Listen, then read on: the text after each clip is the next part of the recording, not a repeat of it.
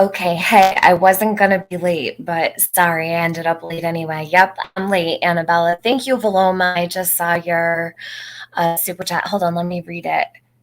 Taking a moment to appreciate Tiffany's relentless dedication this summer and finding the truth. I don't know what it took to get this interview, but thank you for sharing it, you beautiful soul, you. So, speaking of that, I was a little confused, all right, and I need to make an apology because, well, I don't really know if I need to make an apology, to be quite honest with you, because I'm a little confused as to how this happened to begin with.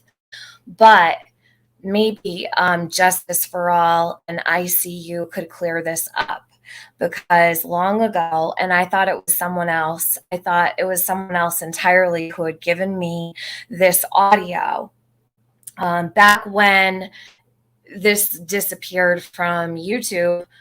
It was sent to me by somebody, and apparently that person is ICU. Now, this is going back probably what? How many months has it been since I put this out? So I put this out a long time ago, like 10 months ago. I think it was 10 months ago, something like that. Then Justice for All played it. And I got pissed because Justice for All didn't even, he's like, oh, it's all, it's in a bunch of different random places or whatever. The interview was only ever on my channel. So what I assume happened several months ago is that maybe ICU gave the audio to Justin. But why not tell me that? Like, I don't understand that part. Does that make sense? So I'm thinking it was someone else. And then when I went into my original email to check it this morning so that I could record it and then put it out, I realized that it came from ICU. So why didn't ICU say something when I struck Justin? Like, thinking that he used my content. But anyway, that's all I'm going to say about it. Sorry, Justin. I guess I don't know why. I don't even know really how to say I'm sorry for something like that, because maybe he didn't know. But if he knew that, I don't know, whatever. Either way, I have the original. Oh, hold on a minute. I'm missing stuff. I'm sorry. I'm like rambling on and on. I don't want to put the original link out, and here's why. Jody had a complete shit conniption when I played this. She's freaking out in my chat, and I was going back through it last night, and Jody did not want me playing this. I don't know why, but she didn't like it at all. She was super triggered, and I'm like, you know what? Maybe I should just play this one more time. So anyhow, apology to Justice for All. I don't really know what happened there. I don't know why he couldn't have just said that he was given, it doesn't make sense to me. Why not just say, you know what I mean? So Jody Sue flipped out. Yeah, a little bit. And I'm going to play it. So, all right, it's up to you guys. Do you want me to play it straight through without saying a word, or do you want me to help you? Because it's not a stream, it's audio. It was recorded and it's good audio. I think it's good audio, as good as it gets. I don't know if maybe AB will want to enhance it or whatever. That's totally up to him. I know he likes to do that so you can hear things better, but it should be fine.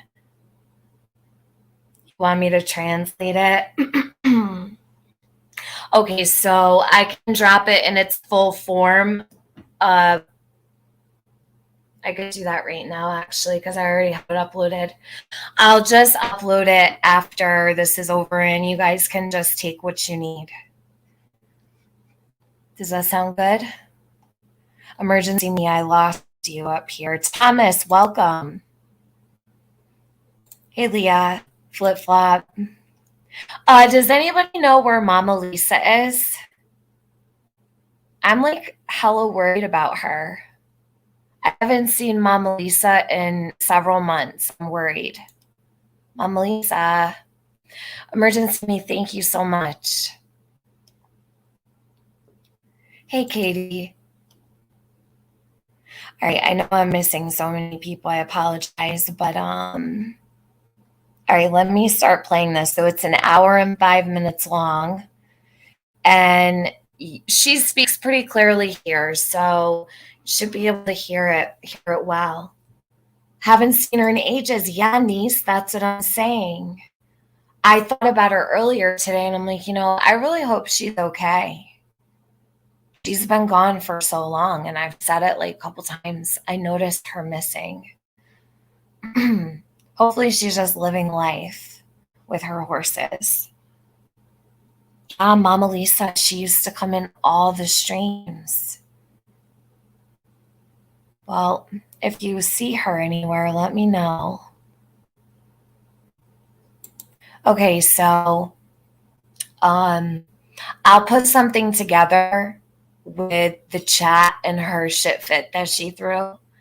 So just give me like till tomorrow for that, because I'll just put together something. So I actually want to go through. I have all of her comments already saved, but I can't really figure out what her malfunction was while I was playing this. She also thought that there was like a conspiracy to why I had this audio, and there wasn't. And I'm like, I assure you, I've been trying to track down this audio for this interview because it's very important. And I didn't have anything to do with. She thought like it was a big conspiracy in that we were hiding stuff, and it's all like, all the roads lead back to me somehow. Hey, Carlos, Toe Beans. Who's CM, please? Chris McDonough. So the interview room. Did I put the interview room? So, okay, so this is what happened. On the last day of the marathon, there was an interview between Chris and Jody. I can't remember who all was on the panel. There were quite a few people. I was one of them. And I can't recall. There was quite a few. But anyhow, I don't have it to show you, but I do have it to play. So this happened on John Q's channel. It wouldn't have been the 16th. It would have been the 15th, right? Because this happened early in the morning, and that last stream was like 21 hours. So it would have been in the morning time. I think it was about 11, or maybe it was like 1 p.m. Eastern. So I believe it would have been on the 15th. So that would have been October 15th. Is that right? Am I right about that, or am I wrong?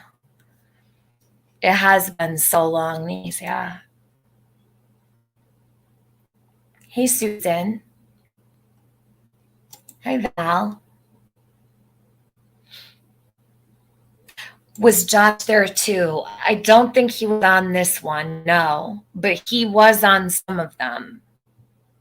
I don't think he was on this one.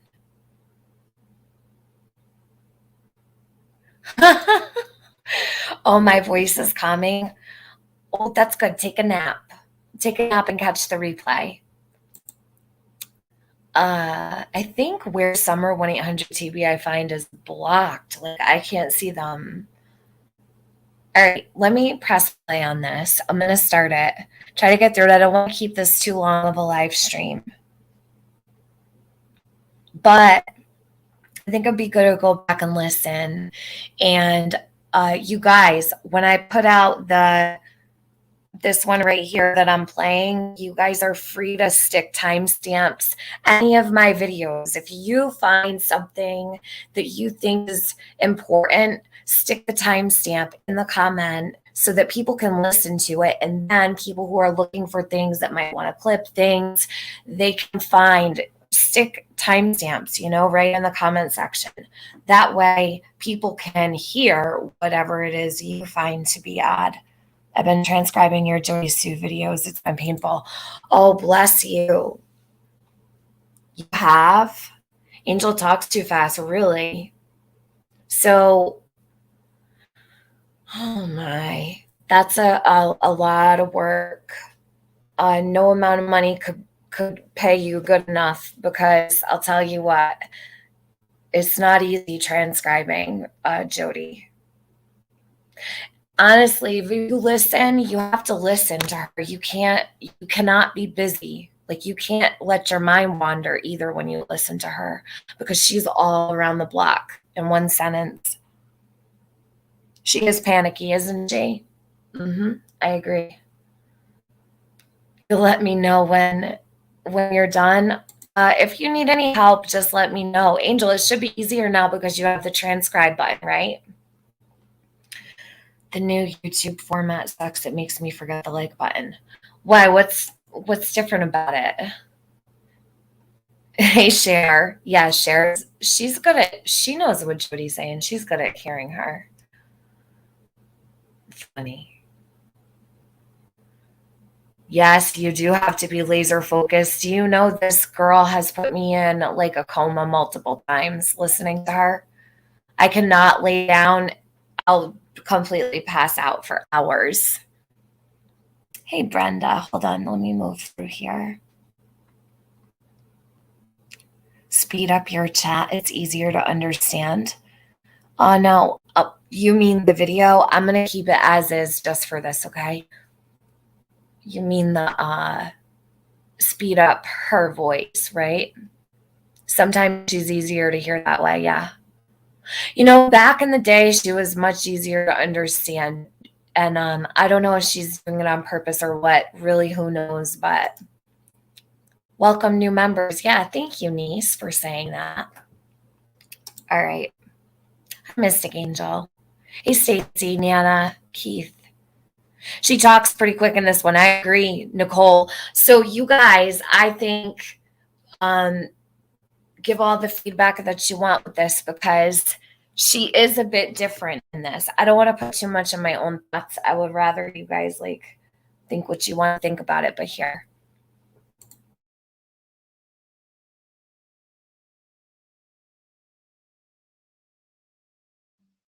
You want to look as good as possible, right? So you say, well, 5 minutes. You say 10 minutes. Even though that's not true, and it's the country, and most people would accept, well, they were outside playing, and I had to see them for an hour. You know, but you want to sound as good as possible, and maybe you say things that are true to try to keep your other children safe, or from being taken the next day. And maybe you also tell law enforcement that's the only child there, because you have hope they're going to find your kid in 10 or 15 minutes and everything's going to be over. But it's not over, and your child's still missing, and oh shit, now you're walking into a timeline. Yeah, no, I can see where that could be at play here, but also the other side of that coin is at some point you come out of that timeline and you do say, look, hey, I blew it. My daughter's missing. Here's what happened. You think that, but I keep seeing the opposite of that, Chris. I keep seeing people that say, you know what, not live the best life, not live the best anyway, maybe we weren't the best parents, but please help me find my daughter. Instead, I keep seeing people trying to look the best they can, and I get that, but it's making it look worse. And this is why this conversation is really important, not only for me, but for others to listen and to say, okay, you know, so we're down to that day. When did you first see the boys, Jody? When did you first see the boys? Well, I heard them, and I heard things from them, like, as I was getting in the creek, you know, I heard Candace and come back and circle around to each other at the top of their hill, and I heard them talk, and, well, yell, talk, whatever, to each other, and then as I get around to the main thoroughfare, like Beach Creek Road itself, I start seeing them at a certain point to the left towards Simpson Road. Not Simpson Loop, but Simpson Road. And they're back towards the creek, and they're kind of squatted down playing near the fence line that separates back to the field. But I continued looking until I made my way to them. They weren't really paying attention. They were playing with something, and then when I finally got to them, they kind of started on us like, hey guys, and, you know, I was like, I asked them questions like, you know, when have you seen your sister last? But, you know, this how long? And, you know, this part of what I'm not really saying out loud that the public. So I think it's important. But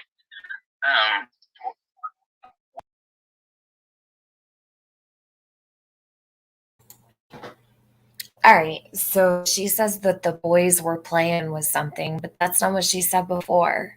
So I have a problem with that. All of the different stories surrounding the boys, I thought that they had their heads down and they were sitting in a line down by the creek. Now they were playing with something. Then they were up on the hill and went down. They took the left side and Jody took the right side. Like, how many stories can you possibly have for the boys? Can only have one. That's it. I mean, really. Yeah, I don't have closed captions. You have to wait. I can't turn them on for you. You are the only one who can turn on your own closed captions. So unless you hit the replay, you can barely understand her. Is okay. So is the sound bad? Then walking in the creek. She talks about Simpson a lot, Baton Rouge. She talks about Simpson and how the police were sitting right there watching the boys. She knows that the police had eyes on Summers Brothers, which I find to be extremely odd. I would imagine that if a child went missing next door to me, I probably wouldn't be scoping out where the cops were sitting, but that's just me. I mean, wouldn't you be in a panic mode? Would you really care where the cops were parked? I wouldn't at all. Why are you creeping and looking around to see where the cops are sitting? Strange, Jody. Super strange and sus. Sounds like she's inside a tin can. Yeah, I know, because it was recorded, but it's all we've got. The interview is completely gone forever. I don't know how to fix it. Can anybody clean it up? I don't think you really can.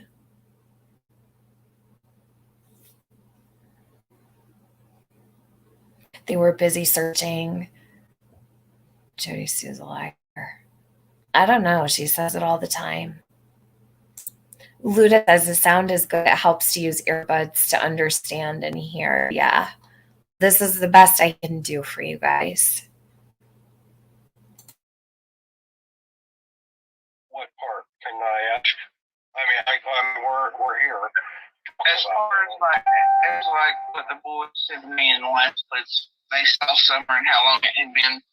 That's something I think is just like for cops to know, Yeah, okay. Well, so I'd rather keep it from public consumption.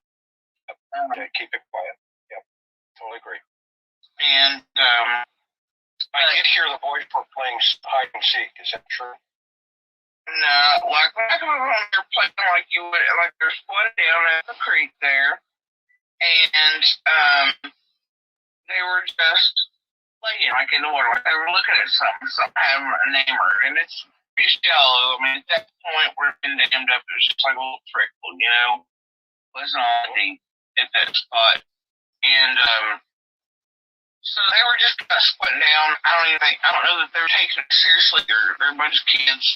They think, it's gonna be all right. And that's the way I took it, and their mannerisms and stuff.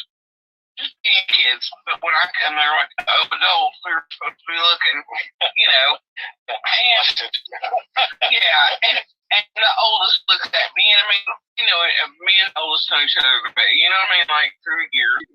And I was like, I asked him, he was the spokesman for the little group, and they had that look like, oh man, we've got to mark back to the house. We're going to get told on, probably going to be in trouble type of, because they're acting a little weird. Originally, I thought, man, they think I'm going to tell their mama, and they're going to be in deep crap to play instead of looking for Summer. And they had come to the, when I was going towards the creek to get in, and after I heard them talk to Candace last time, they went down your stairs directly, face on it, Candace's mailbox and stuff. They went down the hill to the left and towards the creek that way, towards Simpson. So where they were at, everything made sense. But no, when I come across them, they weren't playing hide and seek. They were playing in the water, like all squatted down in a little row. Chin sort of almost touching. He's really enamored looking at something, and I interrupted him. I mean, but they went right back to the motel and back towards, the house. Is where they were going last time. See them that day, and then I think I talked to them the next day, and over the course of the following weeks, until, so, So, what happened then? So at that point, what took place? After the boys that day, Yes, ma'am. well,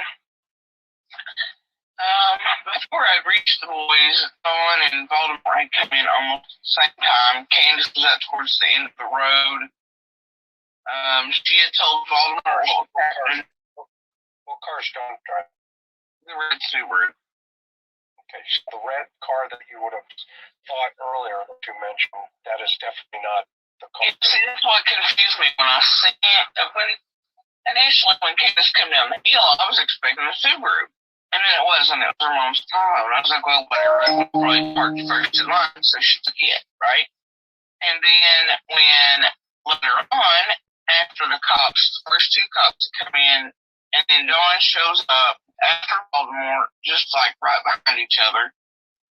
Dawn shows up, and I see him visibly. At that point, I was still close enough, even though I was right at the main road of Beach Creek, I could see the end of Ben Hill.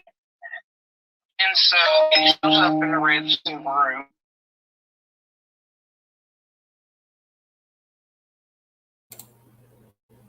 She said she was on the main road of Beach Creek and she could see the end of Ben Hill. How?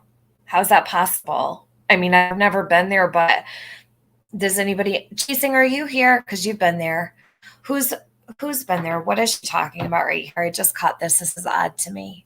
How are you going to be standing on Beach Creek Road and see the end of Ben Hill?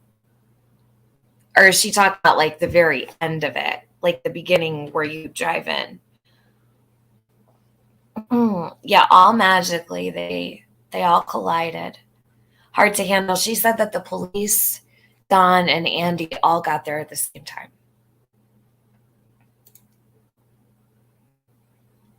Don't feel that way because, listen, I always said like take it with a grain of salt, but I always believed the scream. So don't be hard on yourself. Always believe the scream, and now I don't know. I can't say I believe it.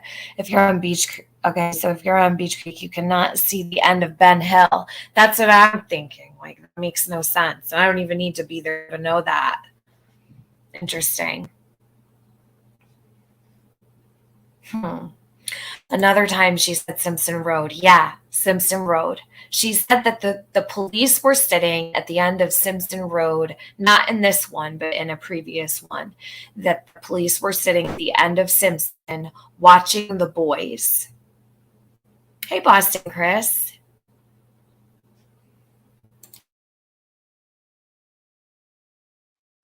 I'm like, what? I'm like, oh. I'm like, so what the hell was that red flag? It was definitely not them earlier.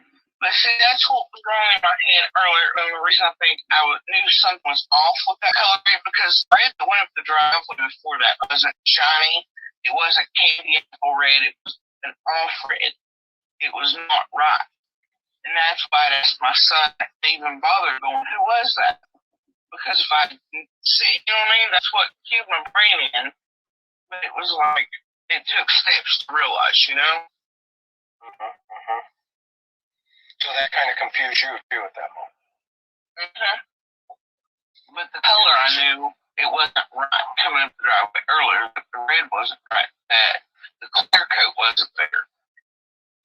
And that's why I even bothered to ask who was that. Because my brain went, that ain't right. That ain't the neighbors. But I just, when my son said, oh, it's the neighbors, I dismissed that too. Would it have been done? I don't think so, because the traction was wrong on it. And it didn't complete the circle. Between a 1 to 10, 10 being the highest, where would you put that in?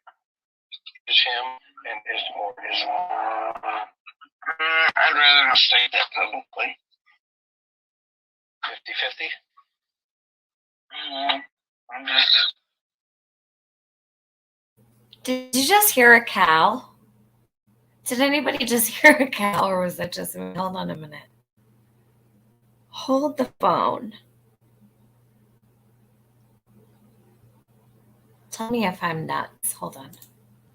Listen. But the color I knew it wasn't right coming up the driveway earlier, that the red wasn't right, that the clear coat wasn't there. And that's why I even bothered to ask who was that. Because my brain went, that ain't right. That ain't the neighbors. But I just, when my son said, oh, it's the neighbors, I dismissed that too. Could it have been done? I don't think so, because the traction was wrong on it. And it didn't complete the circle.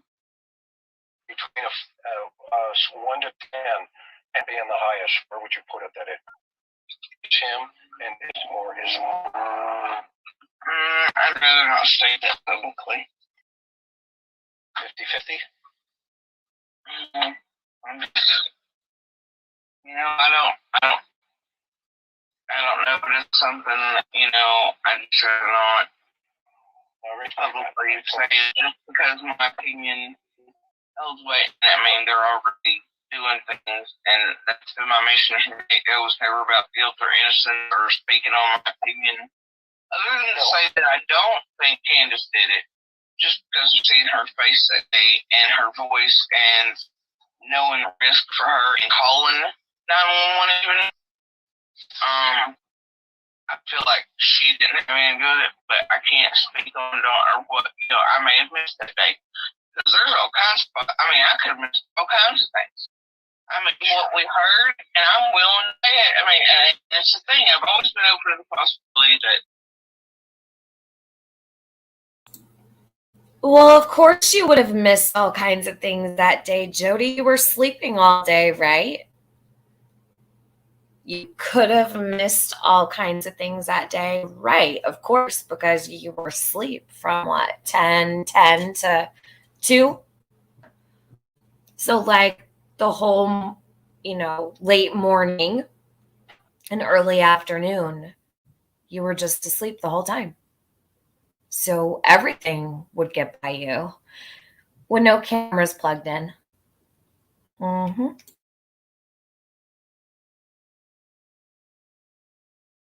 Take away the screen, right? Take it away entirely.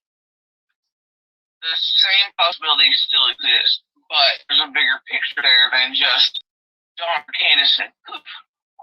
And talk privately, I have no issue with that, but there are certain things, and that was my mission coming on right. It was not to speak of guilt or innocent. It was just to let people know there's a bigger picture there. I definitely take you up on that. And what's interesting is, and I think you and I will probably agree, when I first met Candace, she is abused, and I think she's continuing to be abused, especially by shooting two people and some people being surrounded by her. And I think public's looking at it in a different way, but as somebody that comes from domestic violence and comes from that heat on that property, they keep saying we all besties. Is there? No. And that's the truth. We barely talk. We've talked more since this has happened than before. But your neighbors in that area is different. And, you have a good heart, Josie. You really do. And, Jody, you do. And first of all, and then the other side of that now, right? It's like, one of the things that really struck me was this idea of this red truck. Break that down a little.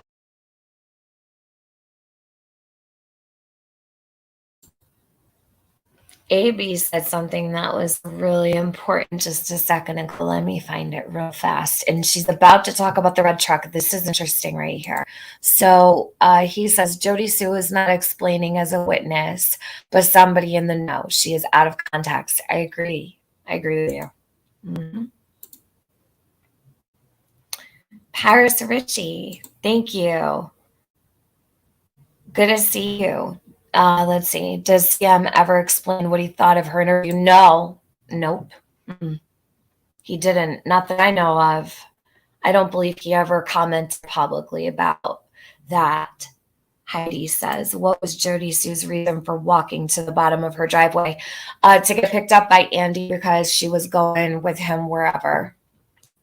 So he was getting off work and picking her up.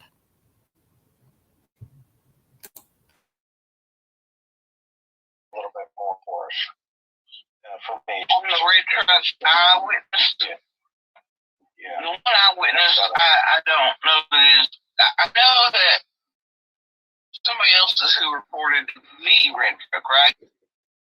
But there was a truck I was seeing, and I had, like the first few days here, like, well, did you see? Because by that first night that summer was missing, there were rumors amongst everybody standing there, the neighbors, of the red truck, but also being mixed with Jackie Dove's vehicle being there at the same time.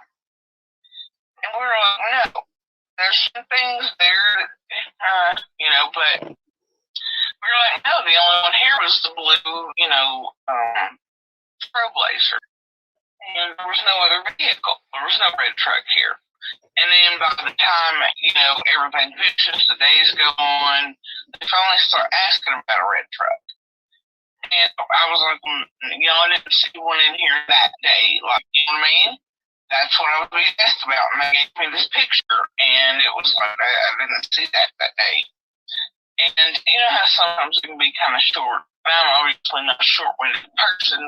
They want the question answered and they move on. And there was a lot of things to do, a lot of agencies involved.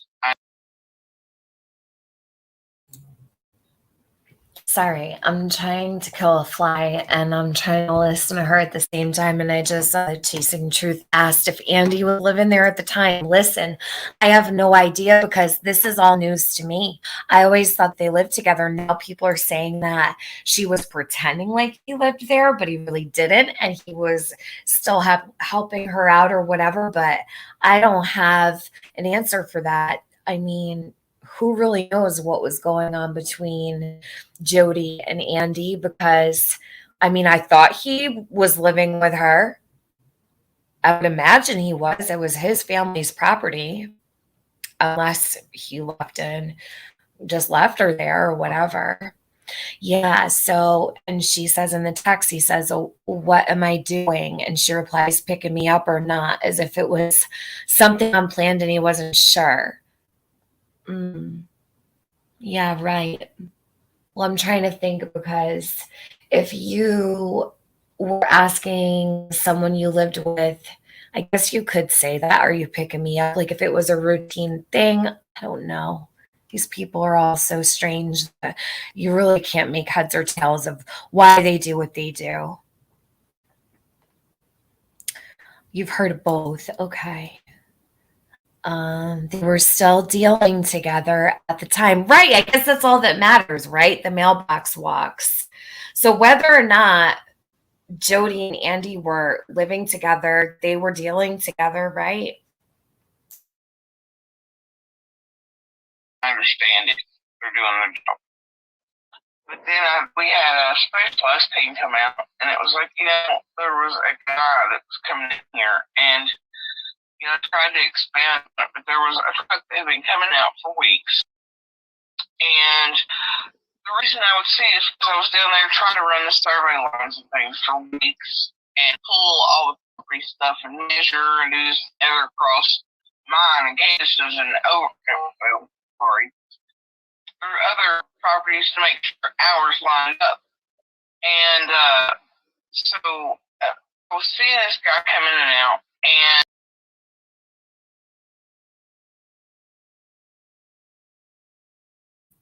Trigger, do you have proof that he didn't live there? How do you know he didn't live there? I trust you, but hit me up in my DM sometime soon because I would be very interested to know.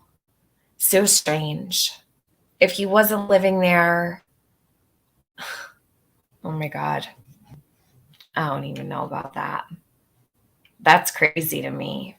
Emergency Me says, if Jody was at the bottom of the driveway waiting on Andy or anywhere on that road at 6:09, how could Summer have wandered by her without noticing, or her Hold on. Not something car drive by with her with Summer in it. Well, because Summer was already long gone, I believe, by 6:09. Emergency me. That's my answer to that question, but good, good question. But I think Summer was already long gone by 6:09. Thank you so much. Chasing says yes, but it makes her theory seem off. If they'd planned it, he would know he needed to pick her up, and walking down the driveway makes sense. It seemed off. It does seem off. I agree with you. How far is the shack or whatever Don drove up to versus coming home from the mailboxes? Kind of like right around the corner, maybe what, 2 minutes? Not even. I would think. Okay, cool. Triggered. Thank you. I know I need to actually message you.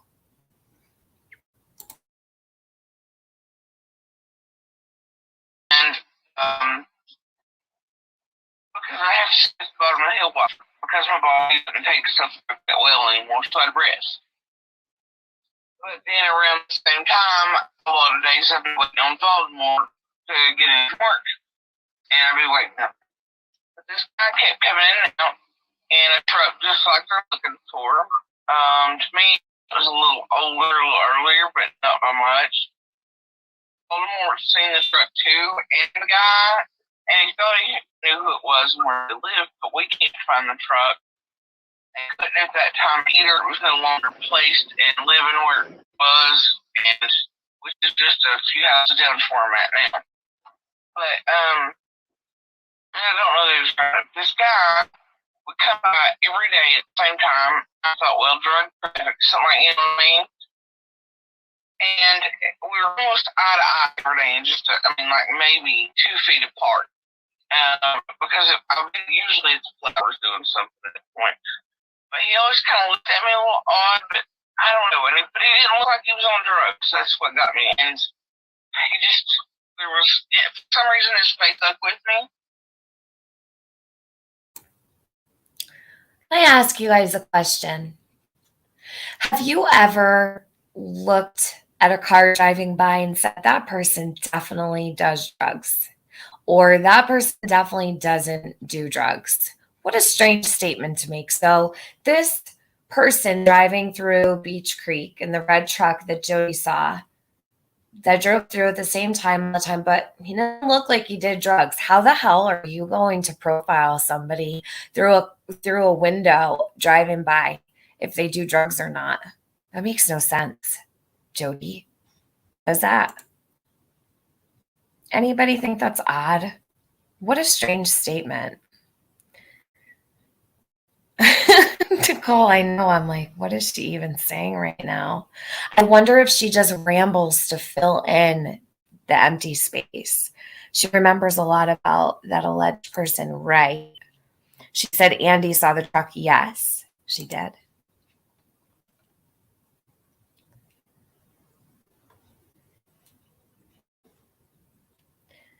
Crowdsource eliminations. Yes, I heard Andy say he moved after on your channel.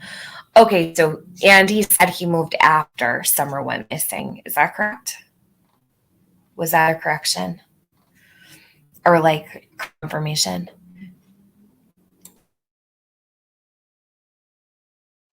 And that's something strange these days because faces usually don't anymore. It's taken by medicines, like beta blockers a couple years ago. And so I don't really do faces, directions, stuff like that as well as I used to. But and it depends on the day. But for some reason his face stuck with me even before Summer missing. But I can see his face and his hair still. And I know that if he'd stepped in the truck, he's shorter than I am, darker skin, tattoos, like almost gel-like, but better quality than that on the left arm. smaller, but almost like construction, but nothing that would be super upper body. You know, it wasn't super muscular, wasn't stringy sort of drug addict construction you see either. The hair kind of had that silver tint of black, but it wasn't turned silver. It's almost like ethnic or sort of like certain types of indigenous.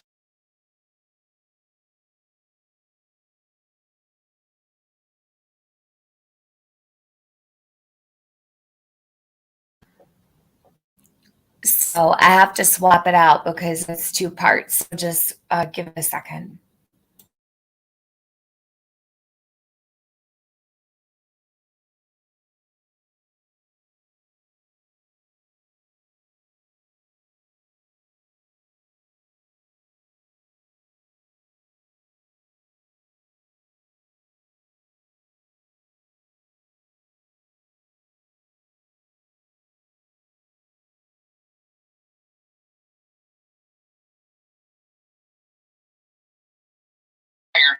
Like it has something to it that just makes it different, and it's flat, but it wasn't unclean. Kind of thin, but not like super thin. His nose had a different type of shape to it. I mean, he looked healthy. But it was super rough, but there was a ladder rack on the truck that kept coming or going.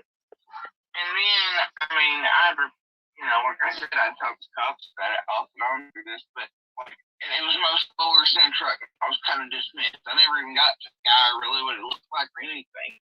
And then I found this woman's post, and I've got proof on my phone that I saw this guy. I was looking for him after him being dismissed, kind of about it. It wasn't dismissed. It was just like, okay, we heard you type of thing, But, is he Hispanic?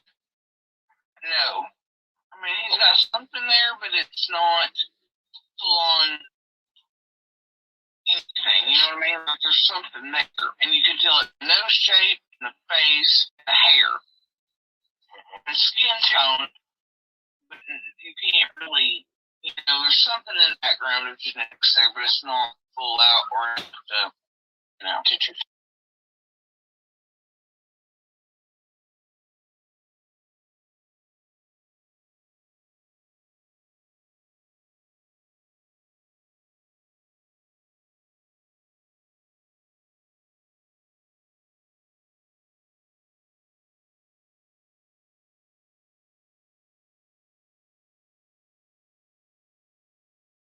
Absolutely the same man in the same truck I was going to be home to, and near the time that Candace is down there shopping at her garage sale with the boys in summer, but he's also lived out, for days as well that it doesn't belong in there. And then for summer vanishes, so does that truck and the man, and he's not seen again at Hollow either. So that's two places the same truck and guy are spotted driving in and out. He doesn't belong, and he's just gone after summer's gone. But, fairness, lots of traffic disappeared, and we couldn't tell because after we had the guard on the road for weeks, nobody could get in and out the ID except for woodcutter and white garbage, thousands of searchers, you know how it goes. But, after the guard was taken off the road for all those weeks, then what you had was people in real life online. It's like at night, I was at their walking banks waiting, because, I know it's like, usually predators like that for business, especially if they take extreme risks. But you couldn't pick out one from the other because of all the crazies going in real life from online, and all the weirdos want to look and do TikToks, and,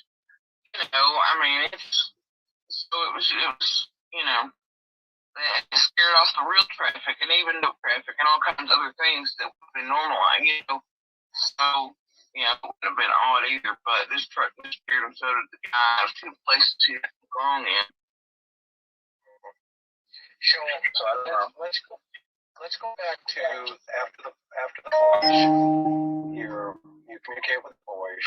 What was the first couple of hours like when the cops got there? Where was everybody? My understanding is everybody was at the top of the hill at the command center, and the police started, organizing.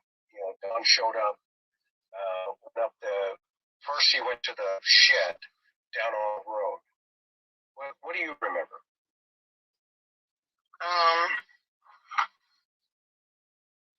The first few hours was just kind of chaos at that point.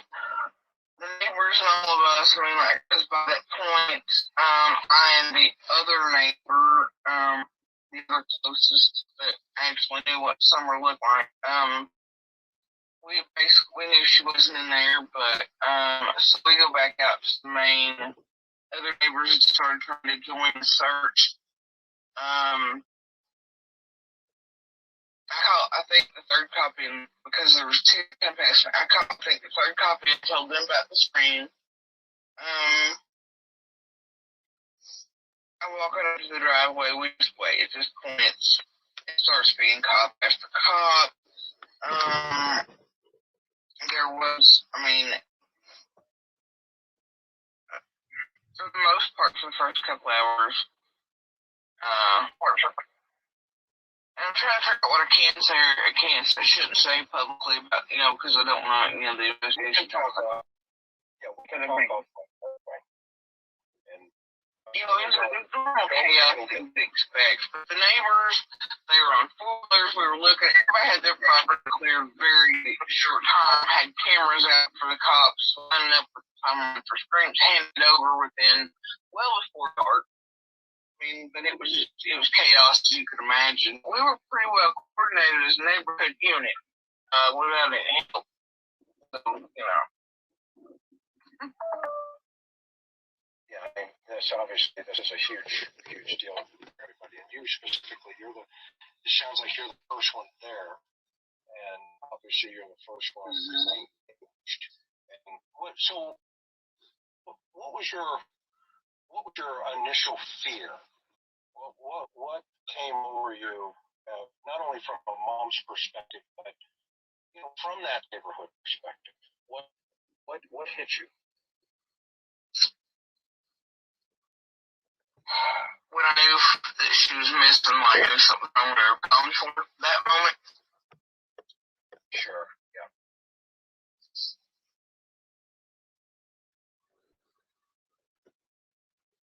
My fear was like I knew how long it had been between that noise and her not being found, and I was already like, and I knew there hadn't been other noises after that, which told me that she's unconscious or dead.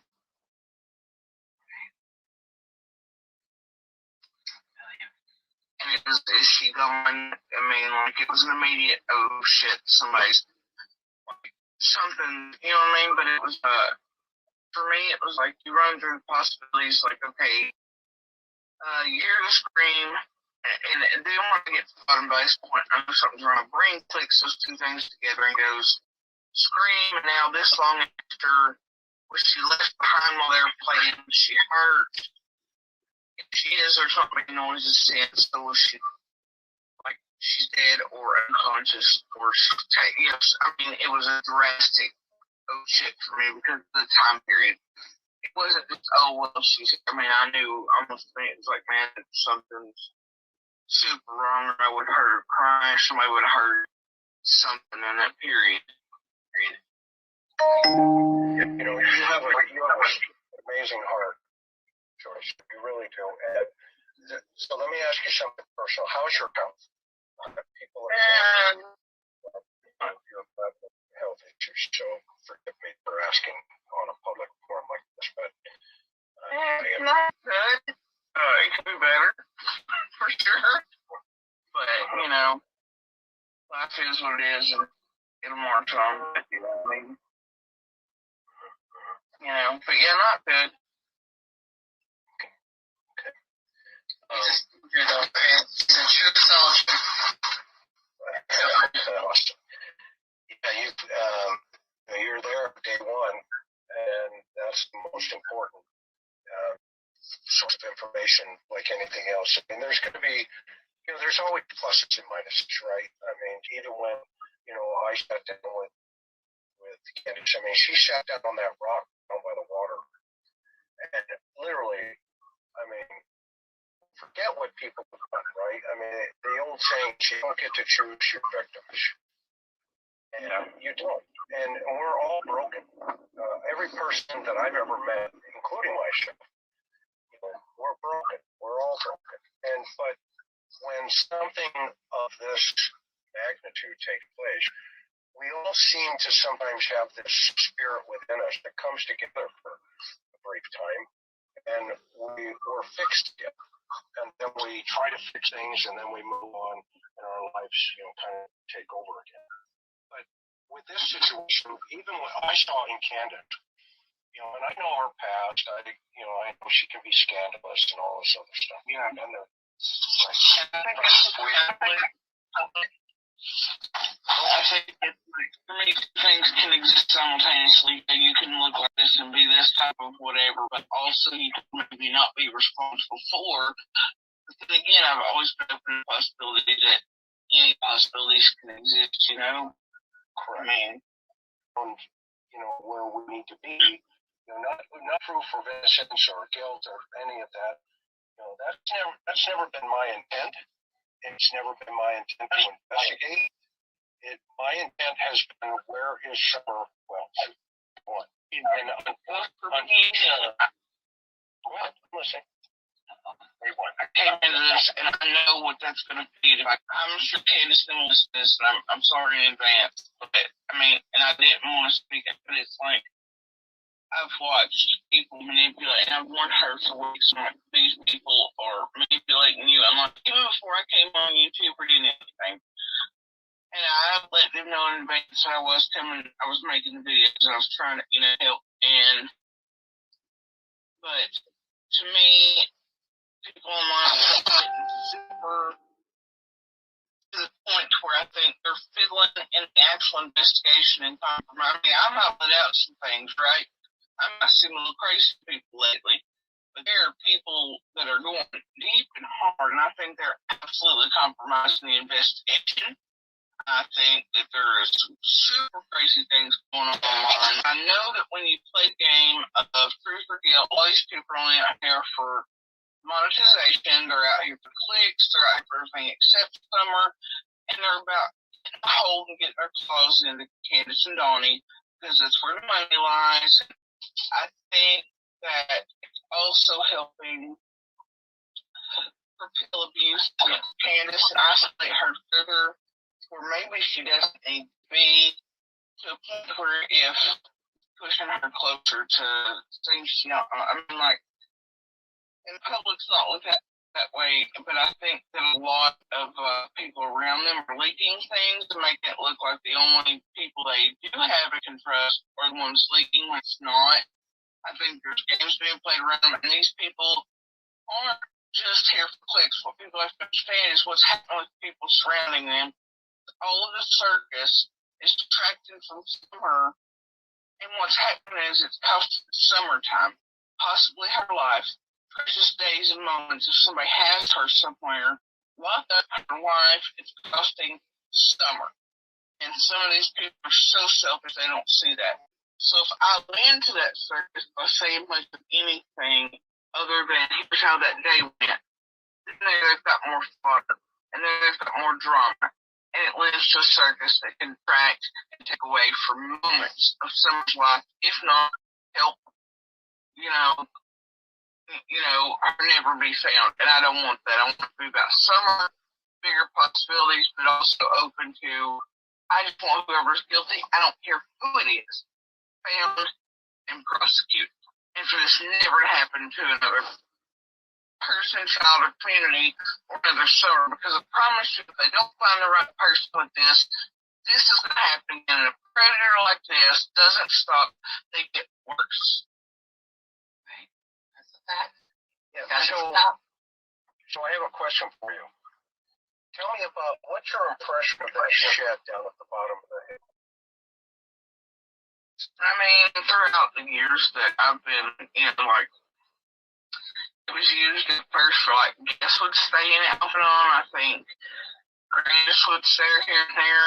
It was never really used a whole lot. At one point, there was somebody living in it for, months. Here and there. Jody, I'm going to interrupt you just for a second. Foxy, it's been explained several times. Okay, if you don't have a positive opinion, whether it's your opinion or not, if it's not positive, get it out of here. Period. Sorry, Jody, please go on. I mean, I've never seen anything really weird down there. There's not a whole lot of activity there, especially in the past 2 years or anything. They rarely go down there. I mean, it's not someplace anybody hangs about. Even they don't, like, it's just there, And you don't say, I mean, but like, all Beach Creek would know if somebody was hanging, like it's, it's just there. But it is a good place. The kids, it's like everything's just weird. He would have checked it out. Yeah. Okay. Yeah. So basically, that's a place where family members may stay. And now, how long have you been living there? Did you know the other family members before DNC? I knew Miss Gold. I had met her a couple times, but she was very strange, and I could tell you that we didn't know she had a son. Thank you, Mother. And we had lived there for several years before I met Candace and Lauren. We knew they were over there, but I hadn't met them and didn't know that was Miss Gold's son. And Baltimore had lived there basically her whole life on 125. I'd been acquainted with 125 property for 26 years. My son was there almost every day with Baltimore's grandmother babysitting while I'd be at work, things like that, and I go pick them up and stuff, whatever. And I rarely see Miss Gold off that hill. I don't remember cars ever coming and going from there. I know that other neighbors instead of our road are the ones that took care of her. I think they buried her and things. I think she had cancer and then she got MRSA or something and passed. But either way, I mean, she was kind of like a little legend around the street, like, because it was a little strange. She was a little strange, But I never knew that some people felt all kinds of ways. But I never really talked to her personally. It wasn't like, like her and passing type things, maybe 3 times max in 24 seconds. Yeah, when you're in a little holler like that, it is a very tight ears, eyes, everything. I mean, folks don't see everything. Am I accurate on that, or am I? It depends. I mean, you kind of see and know everything, but it might be through like a forehead. It's like, it's like, well, the one neighbors connected to Candace and Donnie as well. Like, they had never spotted Summer visually. They heard her, but they had seen the boys, and they don't really deal directly with Candace and Donnie, but we're technically direct, so we dealt with them. And so did the other neighbor, sort of just because of our placement. Then you have the other ones in the back of the hollow, and they deal with each other in a different type of way because they're technically direct. So what you do is you kind of deal with your direct neighbor, but you stay the hell off everybody else's problem unless it's an emergency. Sure. You do know each other and everything kind of happens, but it'll be through a circular neighborhood way or because it's like that property in particular is 125. I can hear everybody's everything. So, it just depends, really. And what was your interaction before Summer went missing? What were those dynamics? Help me understand that. Was Candace and Donnie? Yes, ma'am. And the family, just the boys, the Summer, just the whole dynamic, the family dynamic. Well, you feel comfortable. Yeah, go ahead. Yeah, I think a lot of it. Yeah. Because I think our dynamic would be. So it is. I've seen the public been like, "Oh, why would you call somebody to take pictures of your abuse if you're not besties?" Well, just because that's how it works. And when somebody else is going through the same thing, right? So, but she would call me and say, like, one of the kids is sick, I need, like, medicine, or one of an injury, or something, and I would, walk her through stuff, or she would holler at me if she needed toilet paper, or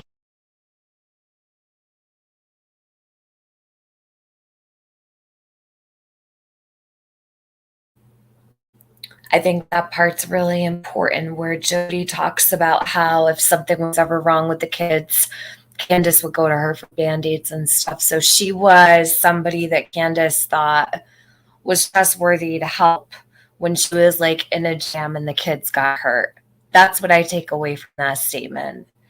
So take it for what you will, but it stands out to me for sure. needed toilet paper, keep 45-minute drive from having to happen. But for the most part, I'm like, we weren't, for most of the years I've known, like, we weren't even friends on Facebook type things. Off and on we would be, and like right now, her things in my inbox, but I just don't accept it because at first so they want people to be able to find me or locate me through her Facebook. So,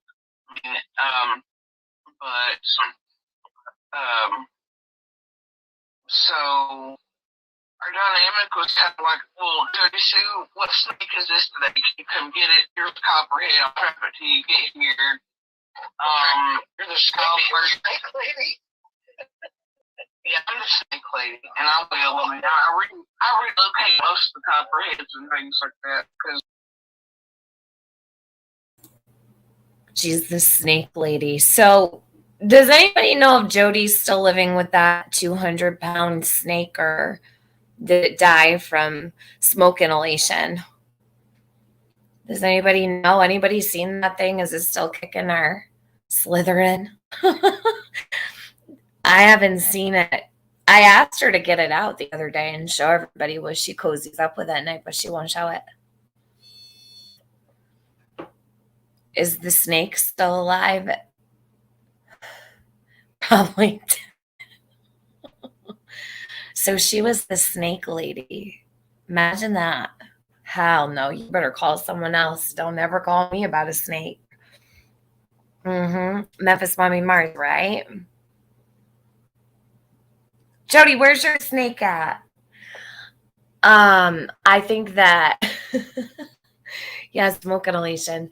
I think that if you have any alt accounts kicking around, when you have the 7 days or 10 days, whatever it is, you got to wait 10 days to chat over there. So everybody needs to go in and ask her where her snake is. I'm thinking Jody Sue is definitely one of the co-defendants in this case, and she is as smart as she thinks. She better jump, but I don't know. I can't imagine. That thing was huge probably 6 months ago. I can't imagine how big it is now. I would never share my house with that thing. Her projection game is strong, sure is. Salty C.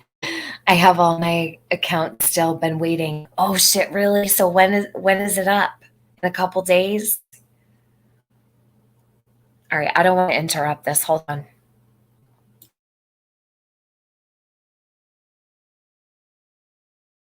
they are, good, but you should know I'm on your good side, young lady. yeah. I hate snakes. Is she starting a live right now? Interesting. That's very interesting. I was quite curious of how that would go. I thought that might happen. Creating a new army tonight. Hopefully I can retrieve the bot I had before off the server. Okay, Los. Well, good luck. Jody Sue is just going live. Well, let's see what she's going to say. this is the important stuff that's going to happen. Do you know what I'm saying? Like, I always like to see people's reactions to things. She reacted last time. She will react this time, I do believe.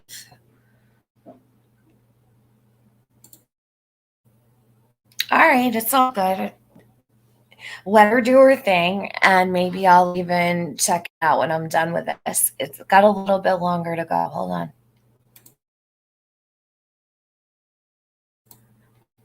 Don't let her distract you. Of course, if you want to go listen to her, go right ahead. But do not let her distract. Catch up on 2-speed when you're done. I think let me see how much longer is left. So, half hour, exactly a half hour.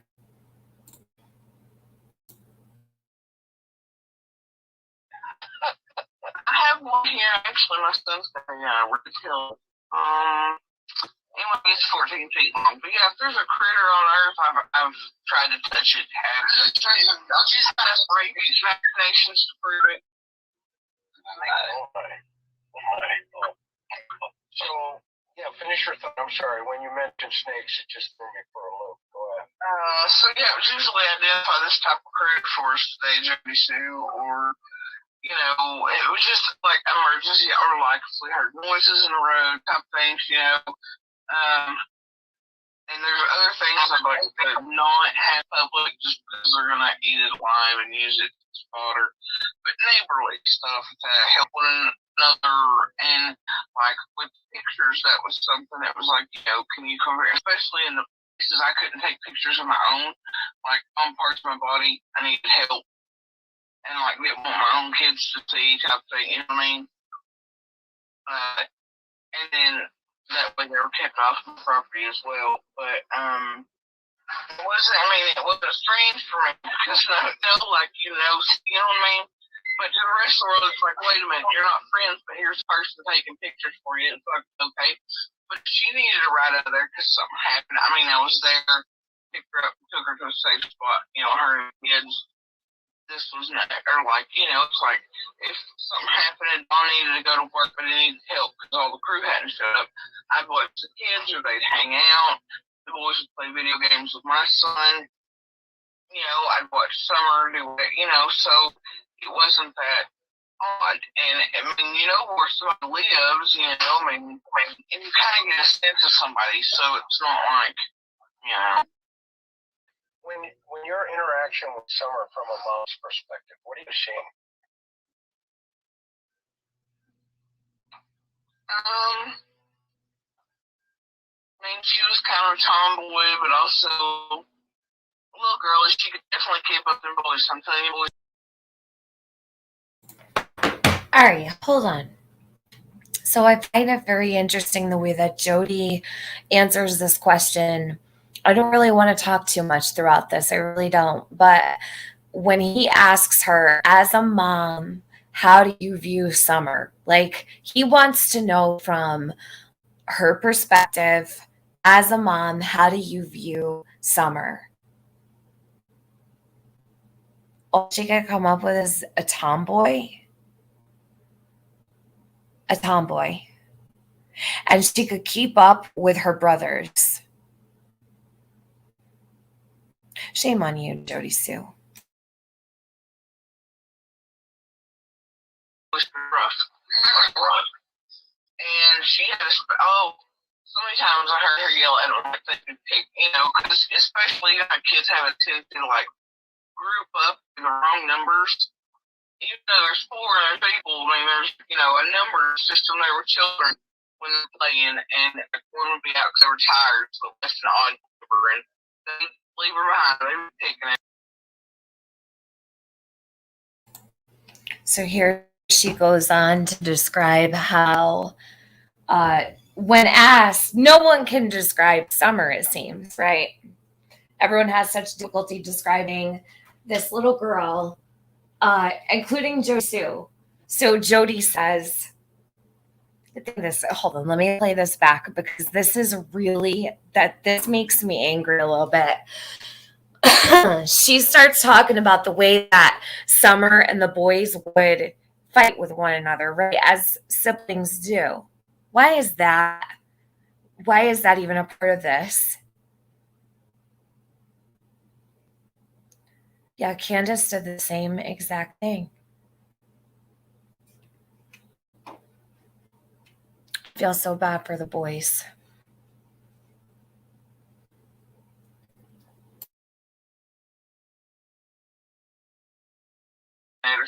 Boy, she let them have it. You know, Mom's perspective. What are you seeing? you know, I'd watch Summer do whatever, you know, so it wasn't that odd. And I mean, you know where somebody lives, you know, I mean, and you kind of get a sense of somebody, so it's not like, you know. When your interaction with Summer from a mom's perspective, what are you seeing?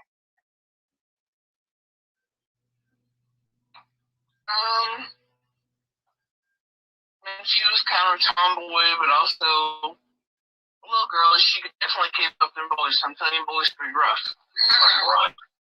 And she had a, so many times I heard her yell at them like they could pick, you know, because especially how kids have a tendency to like group up in the wrong numbers. Even though there's 400 people, and there's, you know, a number system, there were children when they're playing, and like, I'm going to be out because they were tired, so less than odd number, and they leave her behind, they be picking at her stuff, and boy, she'd let them have it, you know, and she was not, I mean, she was definitely fiery, and, the last night I remember seeing her, she was learning Candace out the last door. And started thinking those friends for me, but she was, and when was that? I saw her visually 2 nights before. I thought she was the night before. She vanished. Where was that? Help me understand that interaction. At the house. I was up there with Voldemort, I think, 2 nights before. And Voldemort was there the night before, I believe. And, but he had more interaction up there with him, as a whole. He talked to him more often, more frequently, because, you know, most of them in the box anyway. But, I have more interaction over the years with Candace and Ronnie than I did away, sort of. Now, Candace, you know, so it was just sort of, but not at the same level, so like the Candace and I did, you know. And it's like right now, I know things are happening, and, you know, there's some kids coming from places, and I don't have a problem with it, because there's definitely a separate situation here with Voldemort and I. You know, I can read behind the lines, you know, and no half, you know, and there's just all kinds of weird things going on right now, so I know there's still interaction there, but, now, Baltimore is your... Voldemort, yeah, that's the, abusive. Okay. Yeah. I don't want to put you in any situation there, but help me understand what your observations were, you know, a day or so before Summer went missing. Write that down for me. I mean, everything seems normal, you know, And what's the baseline for that? Where do you measure that? Normality for them over there? Yes.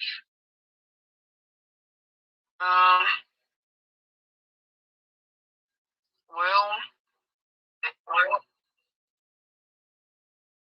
I don't know, the normal and public's normal, but different things. However, to me, it's like people are like, well, Candace, you know, this, and the boys, I mean, honestly, as a whole, she took those kids out of the box more than I was able to take them out, you know what I mean? Like, and she tried, I mean, but there's different levels of things going on both hills, you know, and different types of, yeah, so I mean, that came and went far more than I was able to, I think things had definitely gotten better in a 2-year period prior to summer fishing, and I thought summer had a really good effect on the family. I thought that's what I never noticed she said this. So she says that the last 2 years leading up to summer vanishing, you ever notice how Jody calls it vanishing? So Dawn calls it got gone, and Jody says vanished Summer vanished. I think that's so weird. Vanished in thin air, right? So anyhow, what I was just saying, I want to talk too much about the kids. I want to put a disclaimer. Yeah, she's stumped, Rowena. I think she's a little bit more nervous with Chris. She was talking really, really, really fast. Vanished is a strange word, yes. Bad crime stories. What she said is that Summer she thinks, what were the best 2 years leading up to her disappearance. She thinks that Summer was doing her best, basically.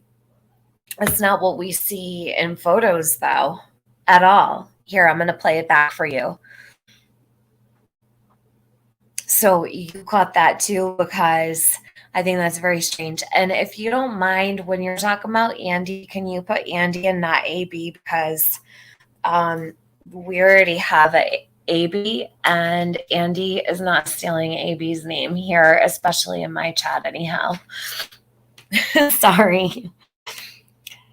She was going downhill fast. That's what I think too. But apparently, Jody thinks Summer was doing better than ever in the last 2 years leading up to her disappearance.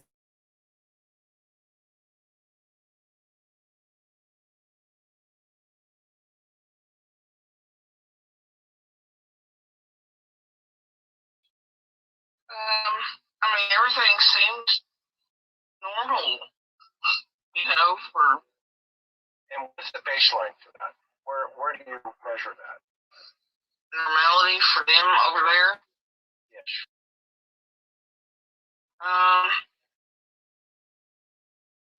Well, I don't know, they're the only one that publics on poetry things. However, to me, it's like people are like, well, this, this, and the boys. I mean, honestly, as a whole, she set those kids up box more than I was able to take my, you know what I mean? Like, and she tried, but there's different levels of things going on both hills, and different types of, yes. I mean, they came with far more than I was able to, I think things had definitely gotten better in a 2-year period prior to Summer vanishing, and I thought Summer had a really good effect on the family. I thought that's what it was. But I also think that it's possible that it was Grandis, over there that calmed things a little. I think So some of the,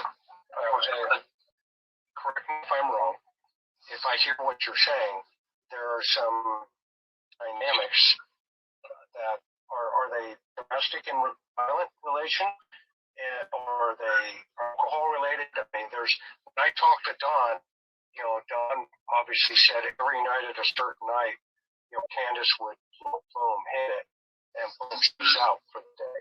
Okay, so it's kind of a signal for me.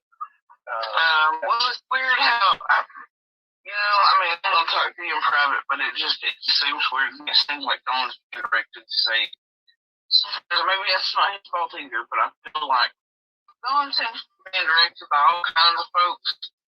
And it seems to me like maybe some days Candace been thrown under a bus when everybody else will be right under there too. And that's why I think people keep getting this idea that I'm defending her, or that I'm whatever, or I'm here to protect Candace, or I was directed to do something. I'm not. But as a fellow female, this is what's happening. And being smart enough to kind of see the dynamics here, and that some things are really wrong with the people that are currently surrounding them. It seems like it's hurting somebody that's already maybe a victim. Further victim, I'm having so many issues with what's going on right now. I understand where you're coming from, because John keeps calling me and leaving me nasty. You were not the biggest. I was warned about talking to you weeks ago. And the Euros love affair faded rather quickly, I'm aware. Yes, so, but unfortunately, I had nothing. I'm not Jeannie and I'm not Mary. Okay, that's his problem. And see, that's the thing. I never discounted it. I think the public doesn't. I mean, I'm not going to discount another victim, but also to know she wasn't on that statement. Yeah. Well, they've interviewed her extensively, and that case is moving forward. So yeah. Well, I mean, when somebody hurts you, it tells you the same thing, Yeah. Well, and that's what the courts to sort through, right? Yeah, and that's not even that. I mean, I've heard him say to me, and he admitted it. And so it's like, but do you agree? Yeah, I knew enough about Utah that I knew her first statement wasn't a lie. I'm not going to discount another victim anyway. So sure, that's much some say. But for me, two things can still coexist simultaneously. Like, there can always be some things in place. He could have done that, but also not have, done him so. But, I understand how that generally works. And obviously, there's pedophile backgrounds everywhere in the film, which means that travels there somehow, right? And it's usually smooth. You have one, you have the other, you have the other. I mean, I understand the dynamics. I get it. Yeah, I know you do. And I think for her, though, the survivor, 5 years old was the trigger. That she called because Susanna was 5 and she was 5, and so that was kind of what set it, in motion for her. And God bless her for having the courage to do that, and hopefully breaking another cycle. And you're living this violence now, different but physical, and DV is a violent problem. Yeah, well, I'm having a problem mostly trying to find specialized stuff for this, especially right here. People think, oh, well, Budweiser and Black Beer guy, but I've literally got a person, and I know this is thrown around wildly online, the narcopathic, right?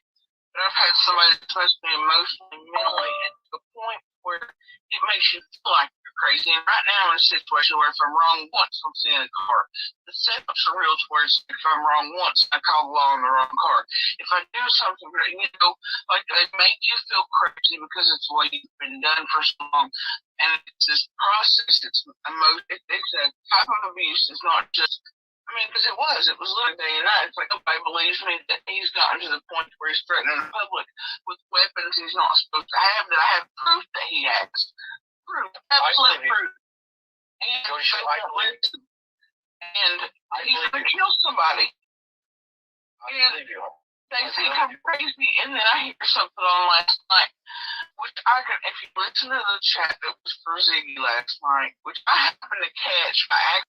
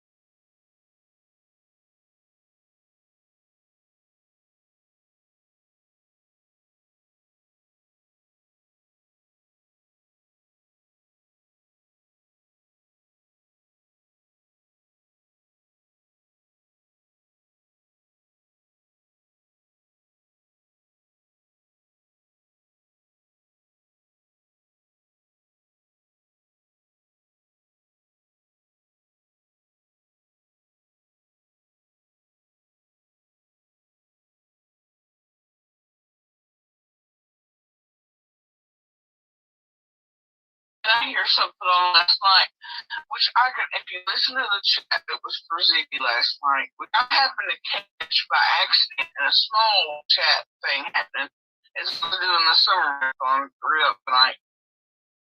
I can read between the lines, even though I know that whole conversation that he was having with this person is bullshit, and I know who the leaker is because of it for fact. What I do know is they're cobbling together 3 or 4 things together where they're getting online, part of the leaker from the Hill right now around Candace Dam. I do know Baltimore is around Candace Dawn right now, and I know Bin Laden about some of that, which is fine. I know how it works. It's fine. I don't care. But it tells me what Baltimore's saying, just like he sent pointed messages through them for the past few weeks, But nobody's listening. It's like everything's, oh, well, he's not doing this, he's not, but he is. He's still doing things, and it's insane. But either way, it's like, that's his point, is to make me look like I'm crazy right now. And other things are afoot. I think that what we heard is also playing into other things. And there's things that I can't say openly, but there are parts of the panel up here that know the full backstory with me. And, I mean, you might, if you've got law enforcement, I don't know. But either way, like, what's happening to me is even more super strange than public even knows. And there's a reason I feel so strongly about what I do right now with the system involvement and the things Baltimore's capable of and is doing. And I just, I want you to be strong here for a second, okay? Continue to be strong. Number one, I believe you. You're a survivor. I can hear it in your voice. I hear it in your statements, and you're real. And I want you, to believe, continue to empower yourself, and to not, just ignore some of the other things that are taking place. I know how hard it's easy for me to say that because I'm not living your life. Okay, but you have a safe place.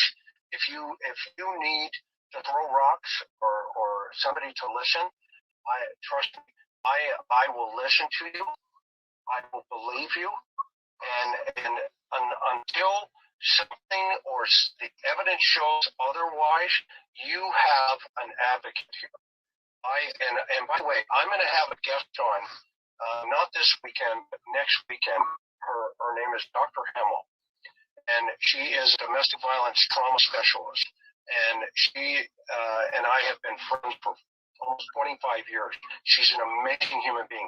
Would you promise me that, after we are done here today, that you get my email? I want you to send me some information. I want to put you two together. Kathleen, she's amazing. And she's coming on the show, not this Sunday, but next Sunday, to talk about just this problem.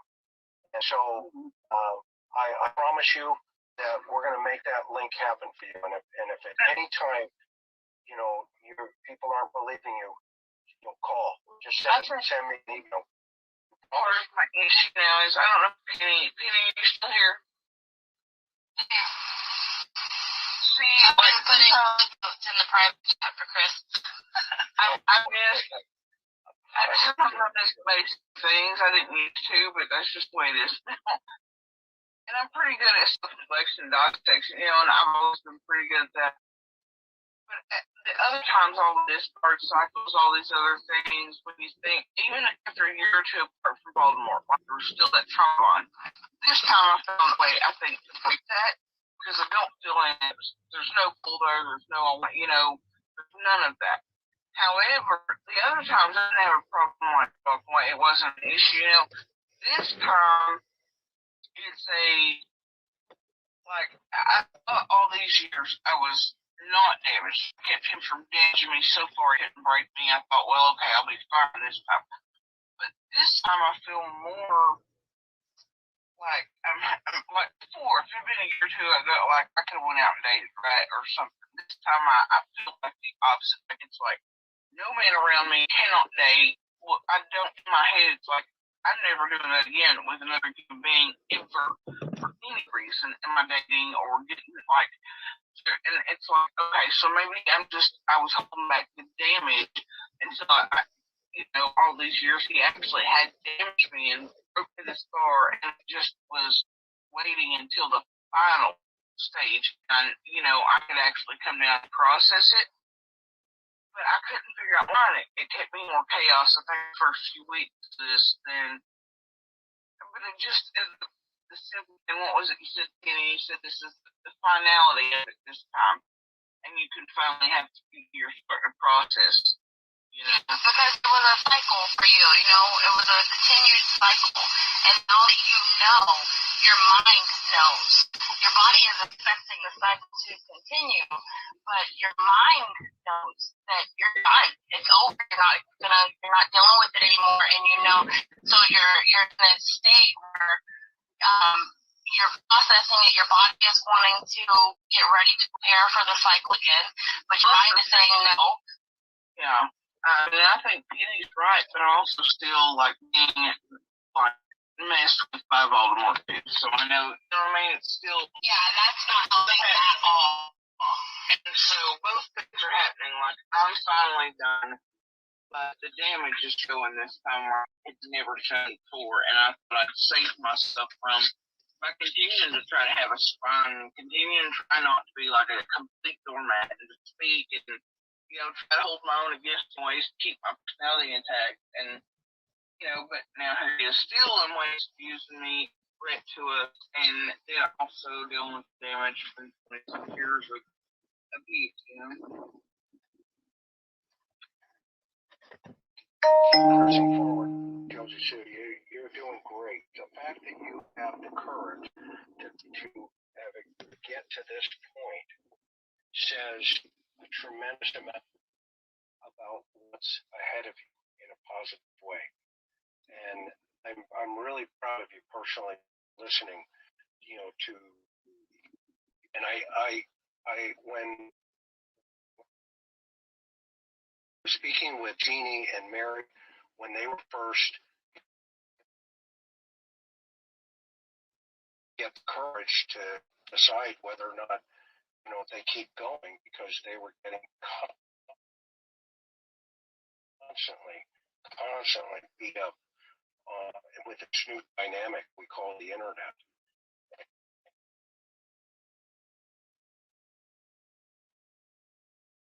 And you know, but it's unbelievable. It's unbelievable what you have to. And you know, you're doing the fact that you stepped up even for summer. The whole reason why, you know, dug down inside of herself and said this has to stop. And she did it in her way, for her, for Summer, for other women. And you know, there's been a total of 6 women now that she have come forward and that she has empowered. And you're doing the same by your voice being heard in a different way, of course, but simultaneously, it's really similar because violence is violence, whether it's SA, whether it's abuse or physical, mental, spiritual, emotion. It's violent. It's about control. And unfortunately, you know, it needs to stop. People need to get to the place where they need to look in the mirror and say, what am I doing? And you know what? The only way you do that is you stand right in front of them and you put your hand out and say it's over. No more. Yeah. Yeah. And you're doing it. You're doing it. And you're dealing with your health. You know, yeah. Now I know why you handle snakes. You're a tough girl, a tough woman, and you know, remind me to like all the critters. Well, I can't wait to meet you. I cannot wait to meet you, and you just stay strong, though. Okay, stay strong. Don't look behind you. Okay, just keep pressing forward, whatever that means. And you empower yourself for what you feel is important. Who cares what other people think, say, or feel? That's kind of where everybody messages once a day going, what did you see, you know, this song over there? How do you feel about it? I'm like, look, I'm not, because I stay with Scott and Kenny and Q because, like, the audience, they have good minds, and it's the only reason I was like, hey, I'm going over here to actually speak instead of just the videos being used, because it's, we're trying to spiral, like, it's an insulated bubble for me, but it's also, like, I cannot emotionally deal with all the online, and I'm trying so hard not to get involved into the drop, because that does cost Summer time and possibly her life. So I'm trying to stay away from that, and I'm trying to stay in positive places, and it's like Candace, I told her before, you know, I started so that I was like, people don't necessarily agree with, you know, everybody has an opinion, whatever, just like over there. But, they're actually seems like trying to help Summer, and, obviously look at what they've done for Summer, and the billboard and the funds, and it's an amazing thing to see. And I'm trying to do the positivity thing, stay in a little bubble where I feel okay, and not venture out into the YouTube world, honestly. Yeah. Well, remember, you're asked to push the rock, you're not asked to move it. And the others will move it, God will move it, and stay positive ahead. So, well, I want to say thank you so much for your courage to talk to me. And I sent my email. I'm hoping we can reconnect and continue on, a deeper dive in another way, which you feel comfortable. And then, is there anything I haven't asked you or you think is important that you would like to share?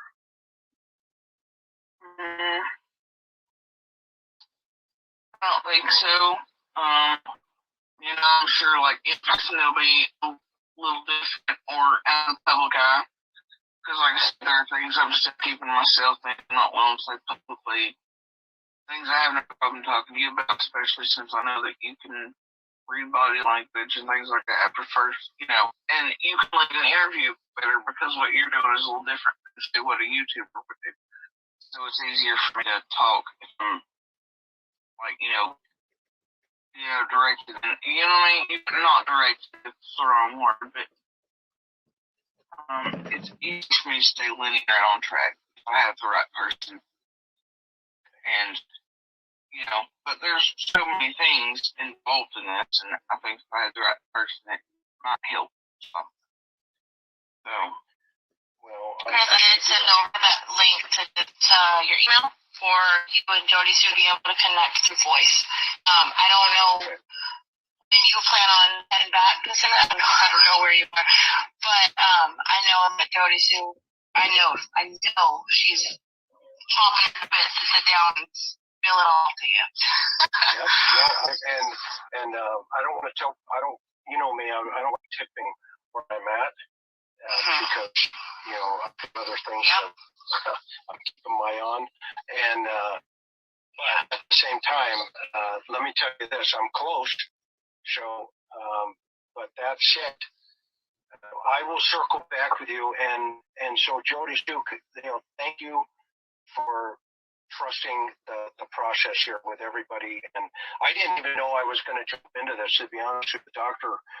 Dr. Amy reached out and said, hey, and then, John Q and Miss Q and everybody and Tiffany and, just Scott, all of our friends here. I just think this is really amazing that good people collectively coming together can make a difference. And something's going to happen here for this young girl. Something will happen in a positive way. But unfortunately, there's pain and suffering that always goes in between. I was on the phone. Summer has had a drastic change, and maybe if she was more widely known to her, the change around her and the good coming from this terribly bad situation, especially for other women and children, is beautiful, but it's heartbreaking that it's at Summer's expense. It seems like, or at her, I don't know what you would call it, but Summer is somehow in the middle, and all these women and all of these stories, there's so many of us connected that aren't, but have somehow, all this change has come about, and it's such a dichotomy that, and that all of us want is justice for Summer. We want Summer found more. Yeah,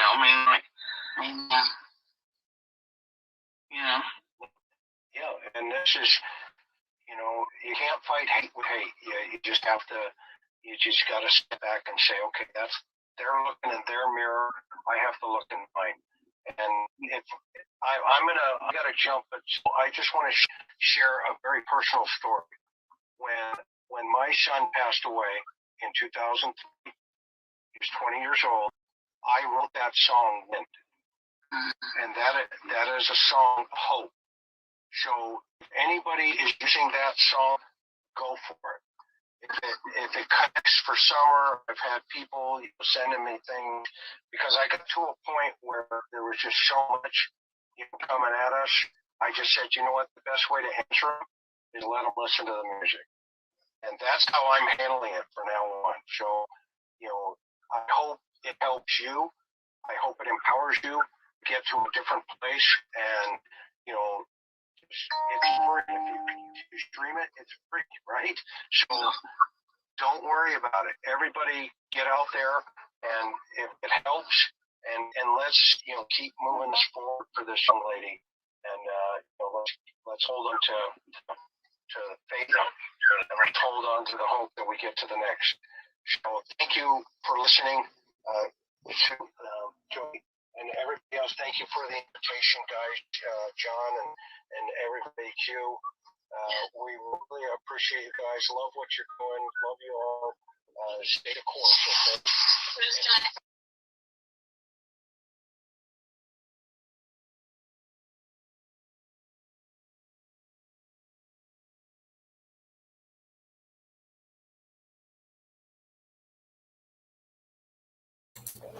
Hold on 1 second. So, hold on. I dropped the link. I don't know if anybody saw it. I don't think I even pinned it. But if no one wants to come up, that's fine. I don't know if there's anything helpful in this or not, but I put it out without any talking at all. So it's there for everybody. Use it if you need it. If you find anything that's helpful anywhere, you're more than free to use it.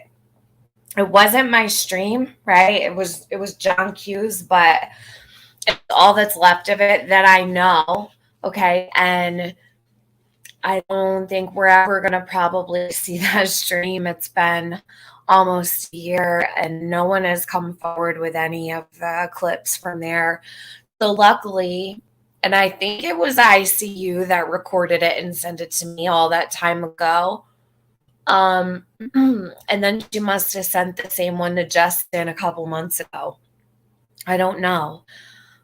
But at least we do have the audio, right? So even though it's not the stream itself, we still do have the audio. So I don't often donate, but sending you pizza funds. Oh, pizza funds. I haven't even ordered a pizza in a little while. Usually when I go live, I always want pizza. Thank you, Alexis C. And Grandma's advice, too. Let me read comments real quick.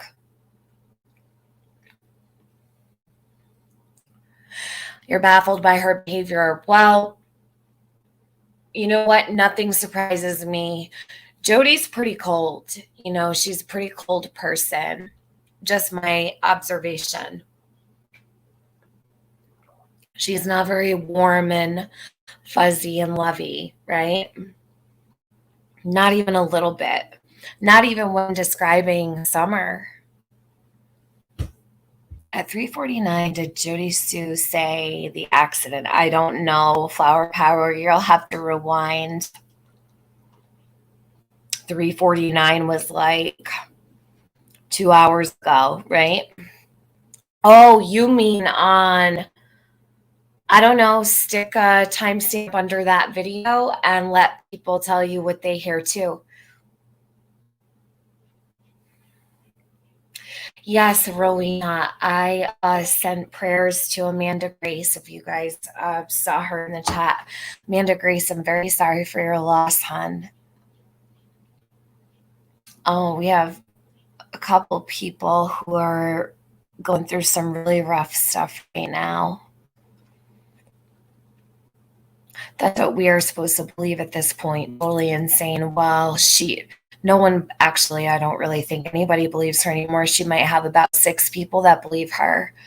Jody Sue was probably super mean to her pets when no one's looking, right? Lisa Lee, you never know. The snake. I don't even know if she has it anymore. Why wouldn't she show it the other day, right?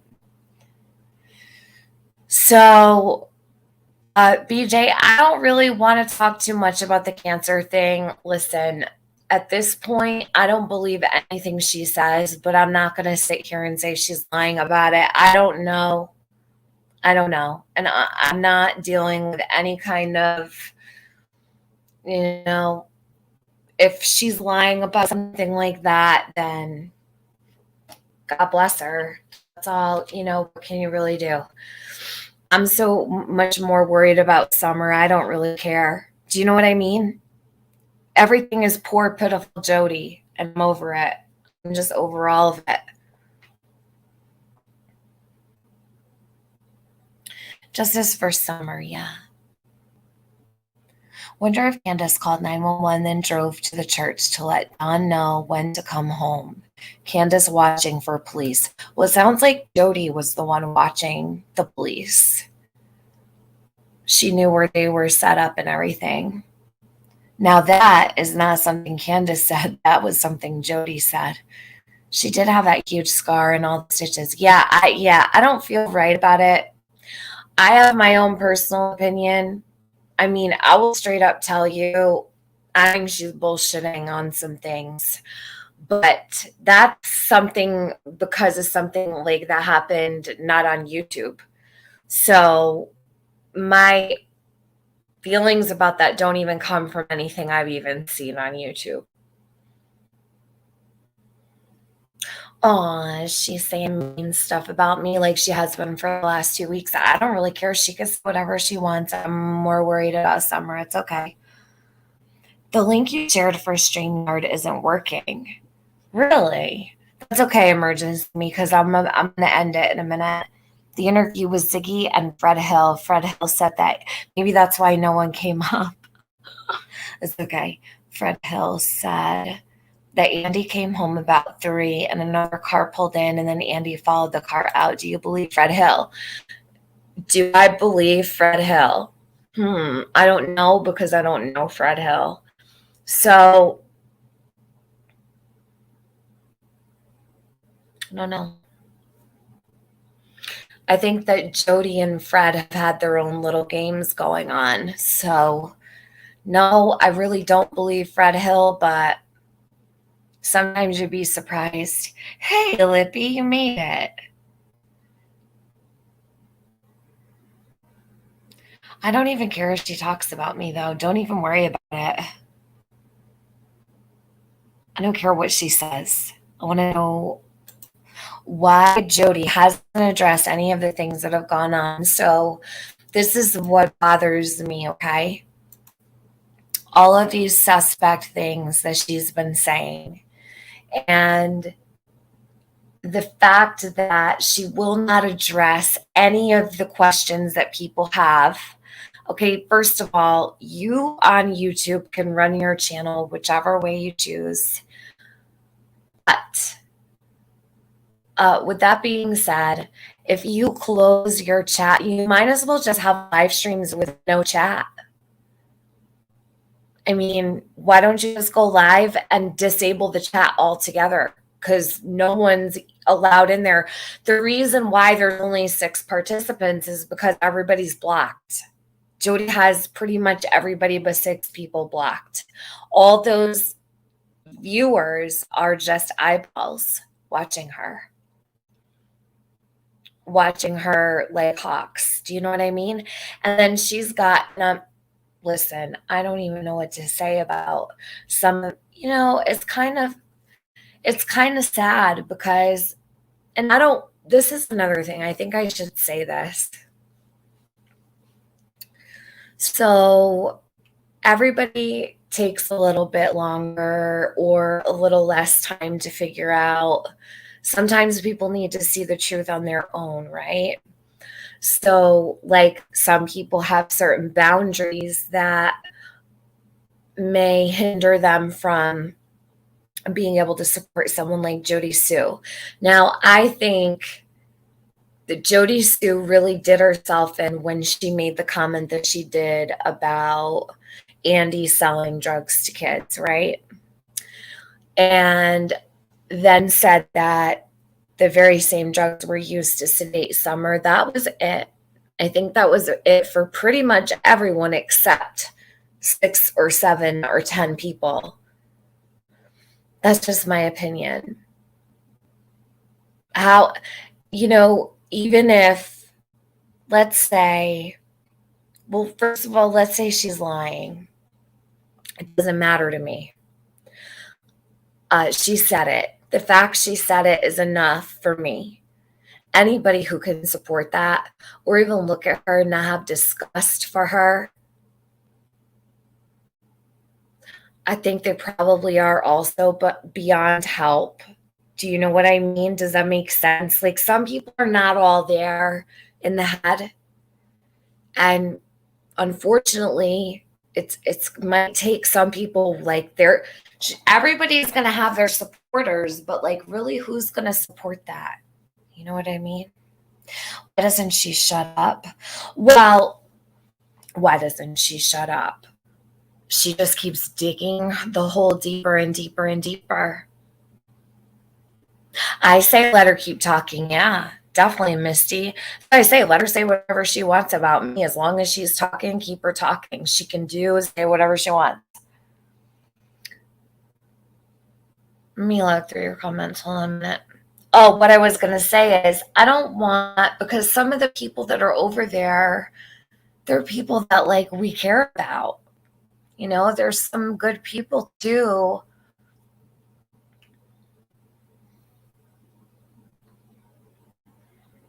That was the end for you. Yeah, I think it was the end for everybody. I believe Jody sued a sick cancer neighbor who really cared. She really played the part. Hard to handle. Do you really think she played the part? Because, listen, hold on. Think about it really quick. I don't think Jody played the part, right? Because, well, of a sick neighbor with cancer. Yeah, okay. Well, maybe. But I don't know. I have so many thoughts about all this.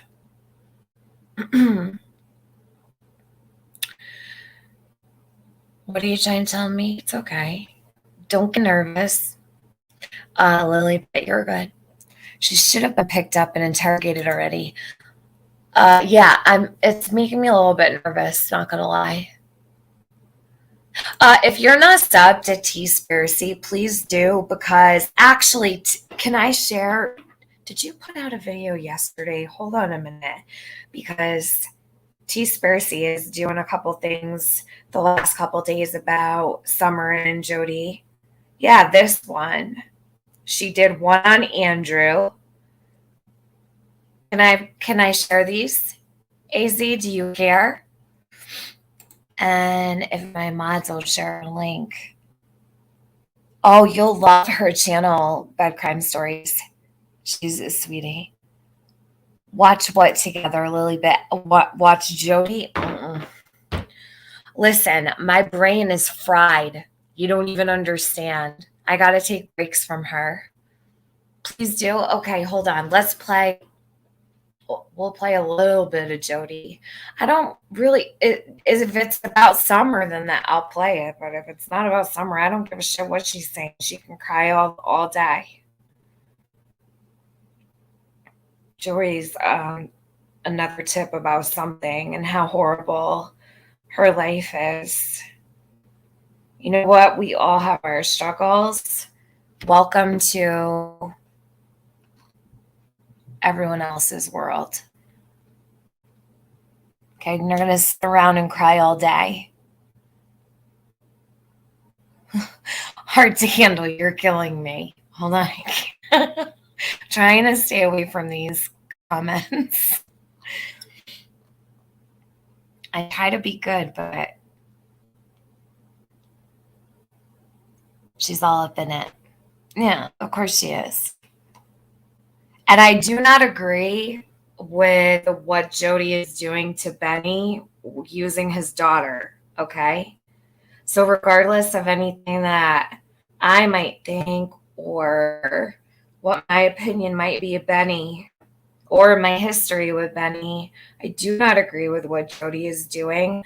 You know, why don't we just stick up a sign that says, "Welcome to Memphis, Tennessee," Jody?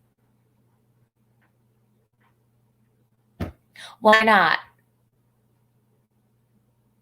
Why is it okay? Let me ask also this, because this is also something that stands out to me, right? All we heard about was, you can't talk about Damien, you can't talk about Damien, you can't talk about Damien, you can't talk about him. But Jody could talk about anybody else's kids. No, they're not off limits at all. Just hers.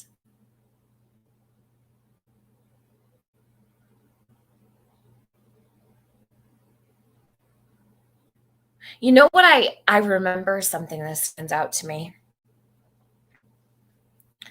Yeah, I saw the sign she had about child support. Yeah, I think it's in very poor taste to use people's children. But Jody is cool with that. So what I thought was interesting, I don't know if I've ever said this before. Do you guys remember when all this stuff was going on with Valoma and Robin, and how everybody was coming after them? Well, do you guys remember Jody's response to that? Do you guys remember the way that she responded to all of that? Sending these to myself. I want to play the first one because that one was really good. And I couldn't share it on my community post because it was a short. She was cold-hearted toward Valoma and toward Robin.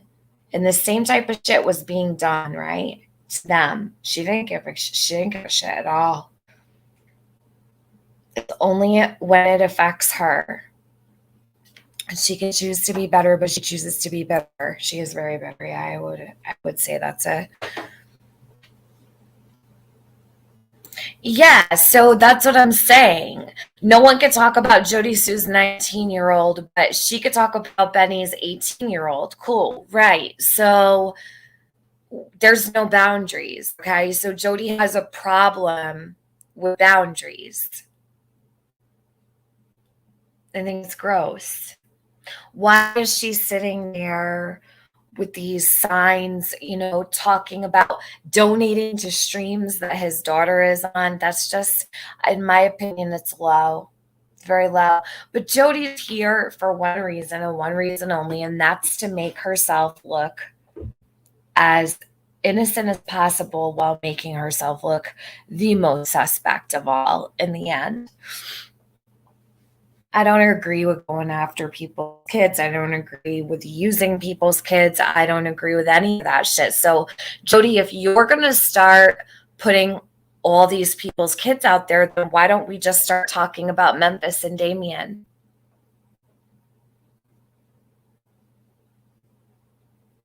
There is no Chattanooga over here, Jody.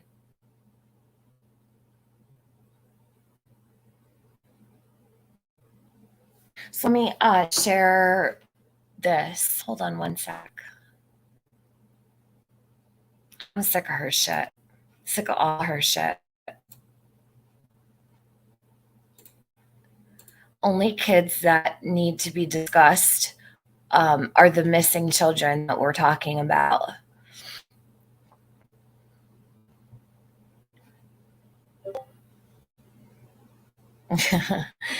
Okay, hold on. So this one's called Jody Sue Brown Slips Up on Details About What Happened the Day Summer Wells Went Missing. So T-Spiracy put these two together, and I thought she did such a good job. And this one made me tear up. I don't know why, but it did.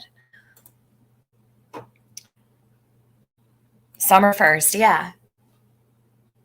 Yeah, it should be summer 1st. I don't know where Jody lost that memo. She is on a one-way street for show. Hold on.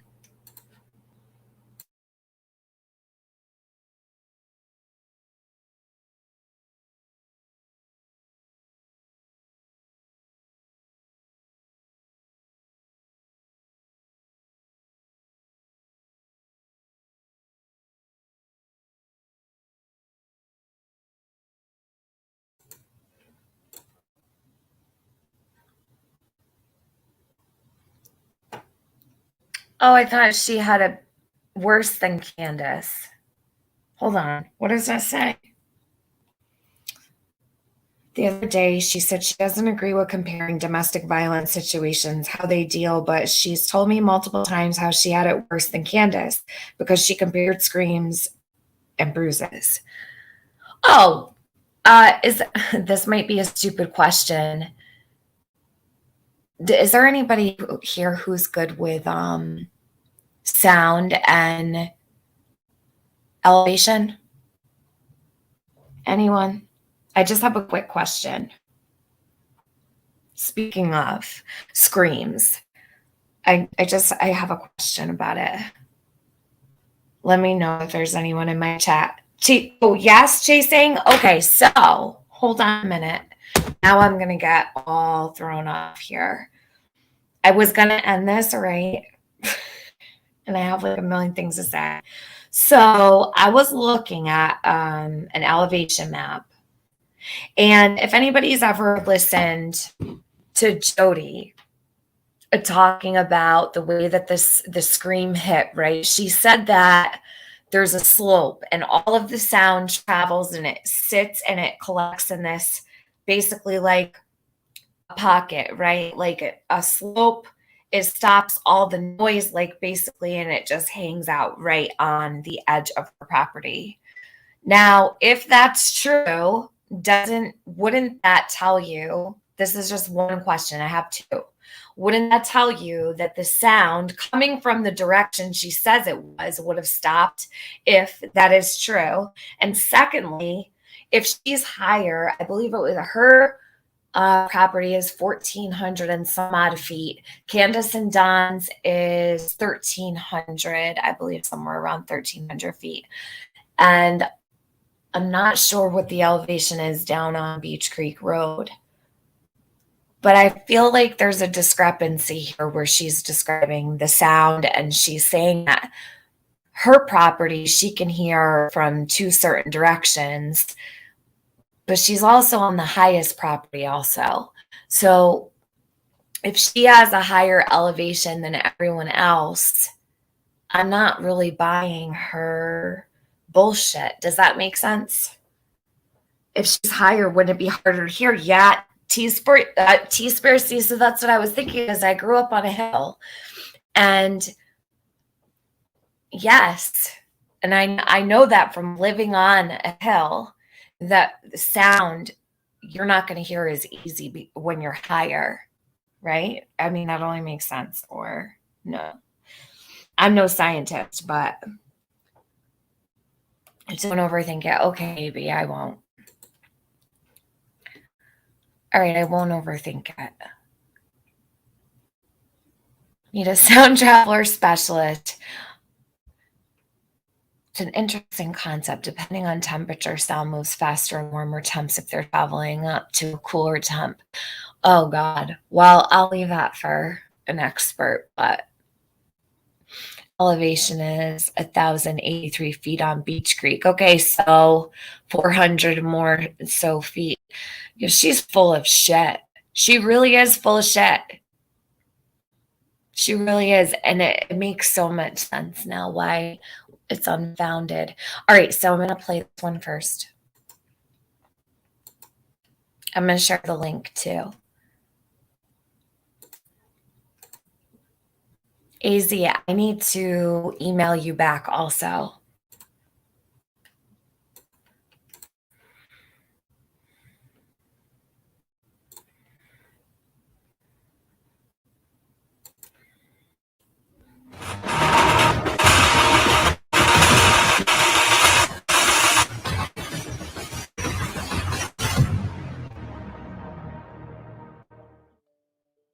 If you are new here, my name is AZ and this is my channel, T-Spiracy. You are about to see Andrew Hayes. Andrew Hayes is the father of Hunter. Hunter was with Summer Wells the day she was missing. He is responding to a comment in his chat, somebody asking him about Jody Sue. If you're unfamiliar with Jody Sue is a neighbor of Summer Wells who has shown some very questionable behavior as of late. And then proceeded to say, Jody Sue said Hunter would know all the names of Don's dealers. Well, does that include you, Judy Sue? Just saying. fucking meth head.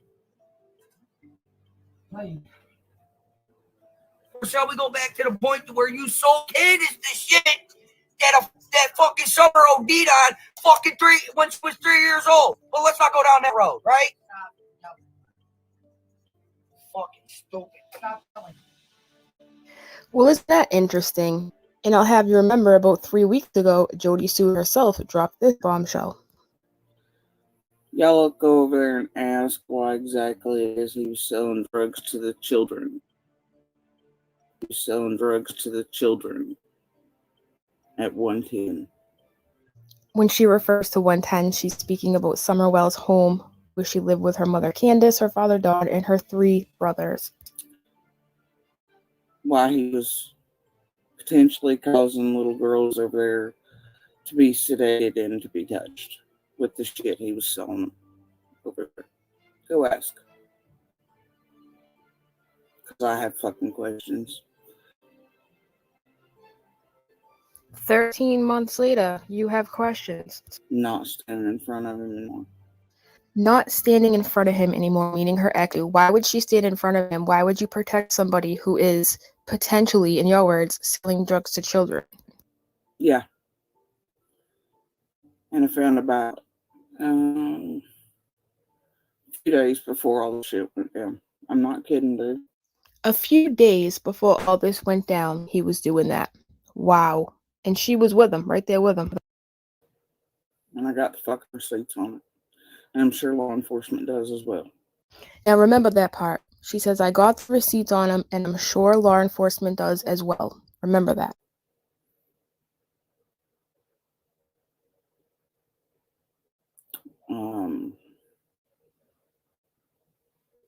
He had known Summer was also being abused, and he hid it from everybody, including me. And he was very much selling drugs to the children at 110. And to Candace for those children. Now, what all that was, I don't know. But I do know it was happening. And I very much think it plays a role in what was happening to other little girls over there. And I very much do think that it could be part of why Summer looked so asleep. Is maybe possibly Candace giving her the shit Andy was selling to her. So go ask. Go ask him. How about you tell us? You're the one who spends like 10 hours a day live streaming with your PayPal link up, talking about you don't take nothing from Summer. Why don't you tell us, Jody Sue? You were the one that was there with him. You were the one who, according to Hunter's father, sold the drugs to her when, that happened to her when she was 3 years old. So why don't you tell us?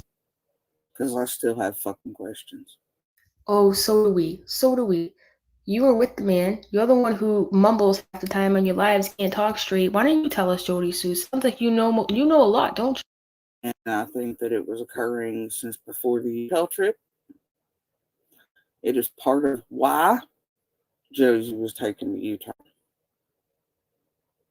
Even though that was kind of a fucking lie. Right? Why he went to Utah. But it's Andy's fault. And Candace's.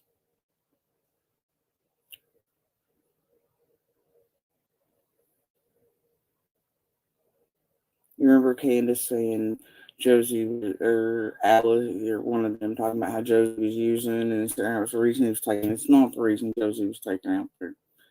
But shit occurring around that time is why. He's responsible for it. From before Utah until. So you go ask him why he was selling drugs to those children. And Candace for the children. Go ask. And ask him what type other than weed.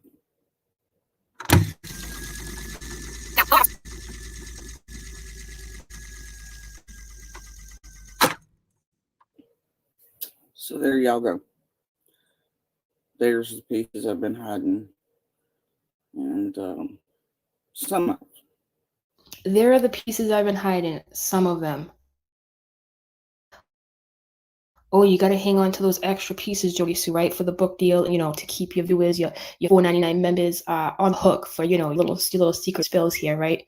Disgusting. because there's a lot more to it.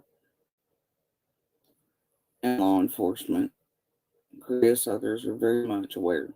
See, now I find that hard to believe because a little while ago, if you remember, she said, I have the effing receipts, and I'm sure law enforcement knows about it, meaning, oh, they probably know, but if you were involved and they definitely knew and you handed your receipts over, you would say, they do know. No, I'm sure they know. I don't know, man. This is suspect AF. The pieces that go into that.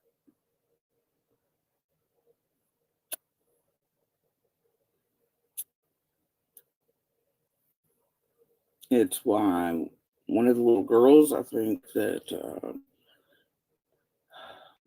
around Utah,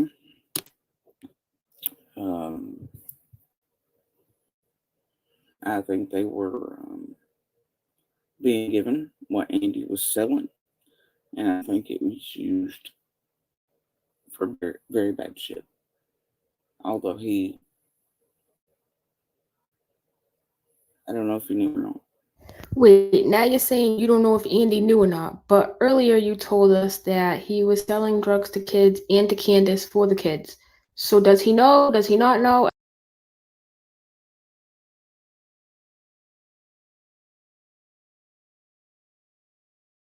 Are you making this up or are you trying to cover your own ass? Like, what are you doing, you know?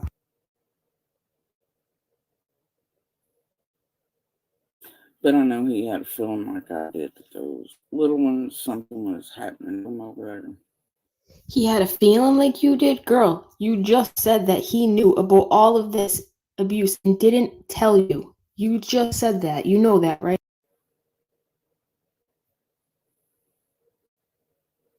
That's why I started digging.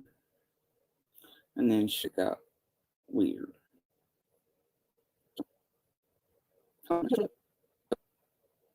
Because I, like everyone else, would like answers. You see that? That's why I started digging, trying to act like you're some kind of hero. Me, I want answers just like everyone else. No, girl, you have the answers. Okay, don't get it twisted.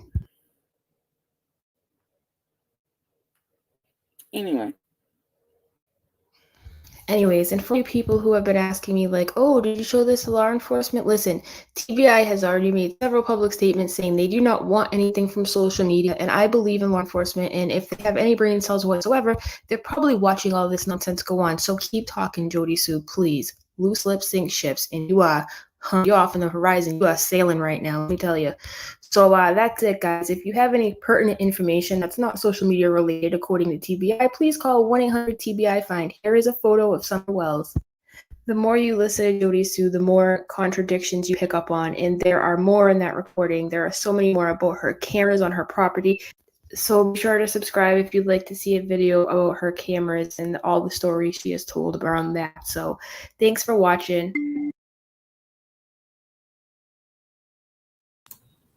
I thought that was so well done, and I definitely second all of what she said. Where it concerns, listen, if she's being honest about Andy selling drugs, she was all up in that. She knew everything. She's got questions. She's gonna sit there and say she's got questions. So we all have questions. Like thousands of people have questions.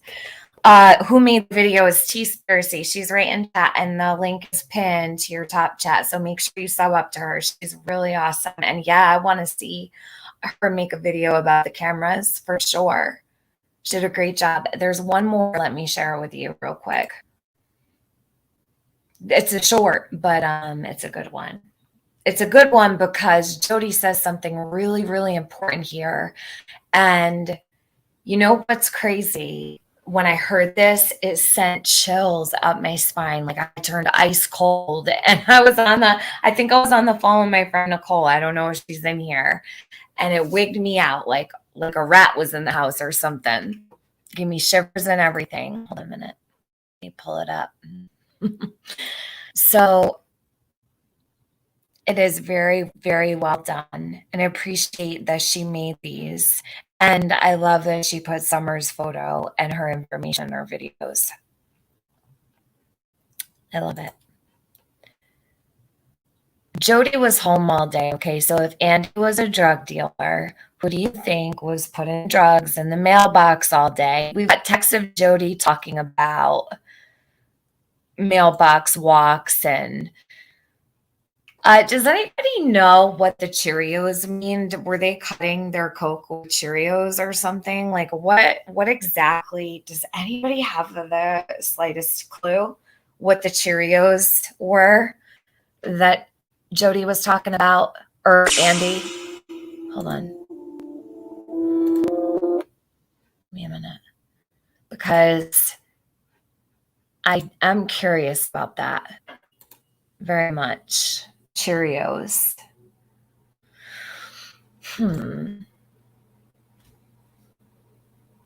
She said something about Cheerios. I'd have to go look at the text. They're in my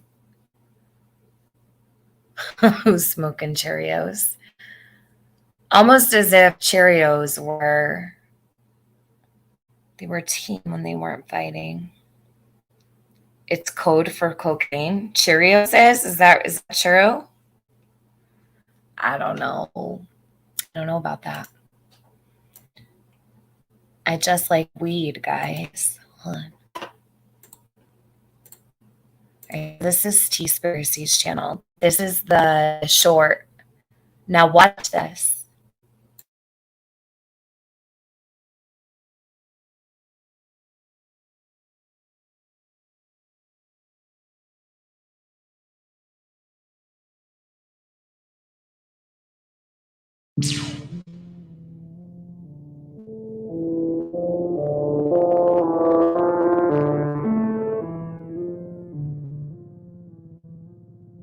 Hillside, and I took the creek and looked for Summer, thinking at that point maybe she was still in there and had fallen or hurt herself or been playing with the boys or something, or something, just an accident happened.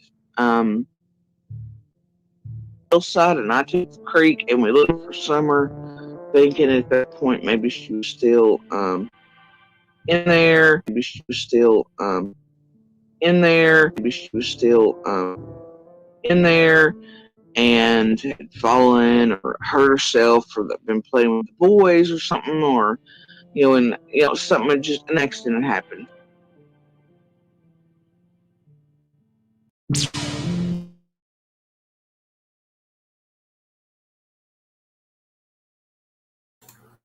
So that was a great catch by Teaspiracy with still in there. Still. Yeah, still. So I just dropped the link to that. Grab it. Make sure you're sub to her. Guaranteed she was all up in Andy's deals. Nothing gets past Jody. Agree. I think she ran the show. But I don't know. I didn't live there, right? Yep, still in there. Panda Bear, I'm not sure what it means, like, in slang, really.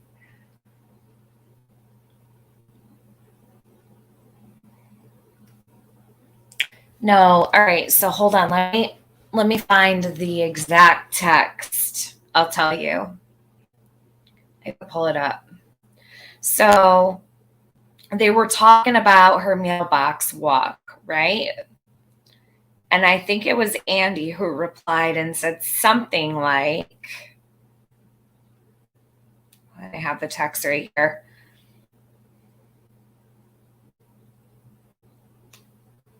Because this has been bugging me. Well, these texts in general bother me, but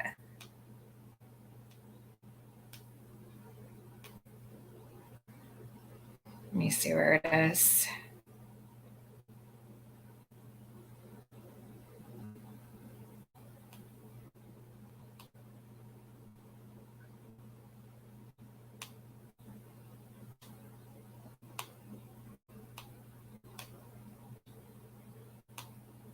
Almost like there were Cheerios in something they were selling or something they picked up.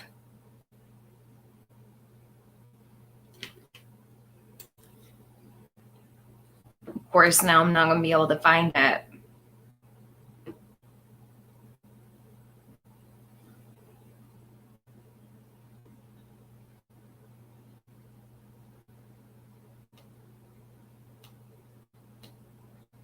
Such a long gap here. So if you go back to, actually, I would like to pull these up, these text messages.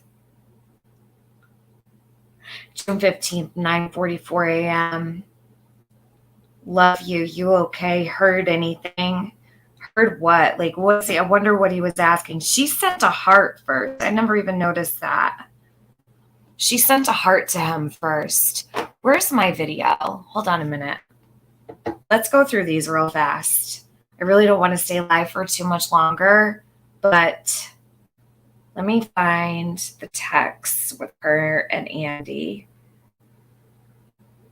Here they are. All right. If you write it all out, it's really interesting also. Let's see. Massachusetts just had a big drug bust. They were moving drugs in the cereal. Ha! See, that's what I'm getting at. That's what I'm asking. Read it today, really.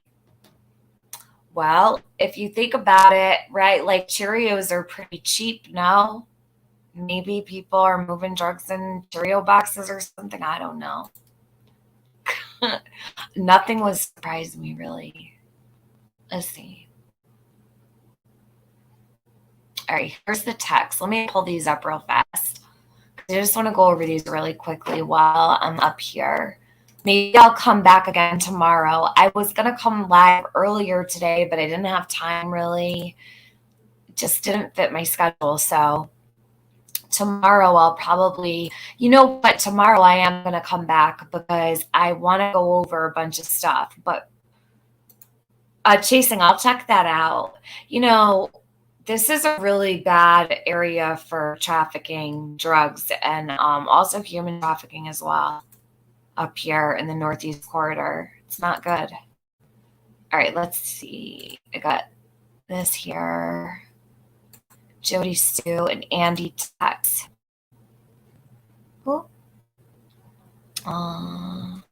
Just a share of the actual screenshots, and then I would have to send them to myself. Let me back this up. I want to find the Cheerio one.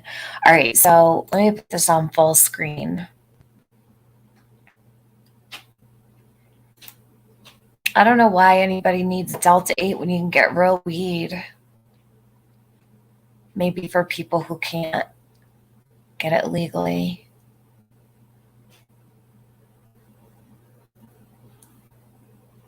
Delta 8 is more CBD. Delta 9 is THC. Okay, Gator.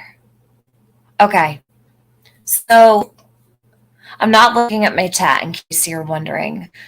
So here we have June 15th. So it's the morning of June 15th. She sends him a heart. And then he says, love you. You okay? Heard anything? And she responds, just tree grinding company. Did you call your dad about the other? ? He says, not yet. She says, well, make sure he knows we have stuff up there in the, hold on. Like, what does this mean? Did you call your dad about the other? So the other. Wonder if they were talking about drugs right here. Like he's asking, have you heard anything? Like heard anything about what? Then she says, did you call your dad about the other? She's already stated that the pills come from his mom, right? Like I would like Andy to talk about this. Of course, without violating his protection order.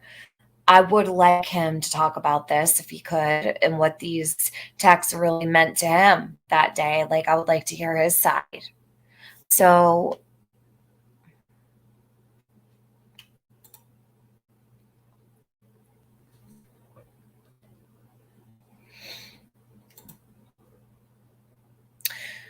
she says, make sure he knows we still have stuff up there in the house that we need. And Boog wants to hunt there so he can mention it to that asshole. So she calls his dad an asshole, I guess.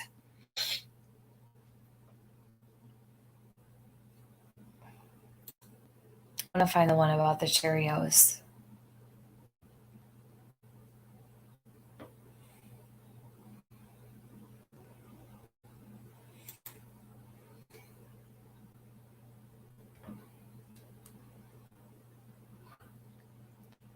This one, oops.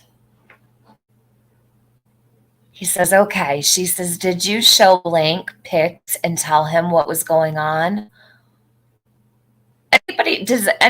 Was Ziggy able to find out what this word was? Because I remember, did anybody ever find out what this was right here?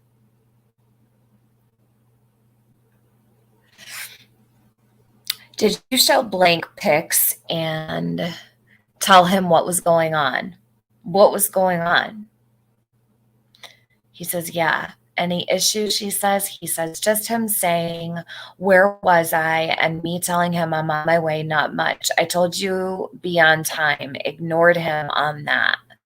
She says, LOL. So at 10:04 a.m., they have a messenger call on Facebook Messenger. It was 2 minutes and 57 seconds.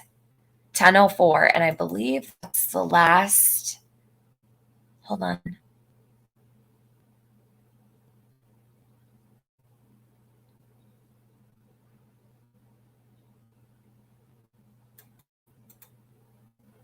Okay, it is. Yeah. So, oh my God, I can't see for shit up here.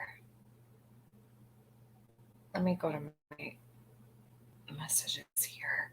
Okay, so 2 o'clock exactly on the dot, June 15th. He says, you okay? So their last contact, according to these messages that Jody Sue put out herself, was 10:04 a.m. Now, she goes on to talk about how nothing would get by her up there, but how so if you were sleeping? She tells the news she was running survey lines, but tells everybody else she was sleeping. Which is it? Were you awake outside or were you sleeping?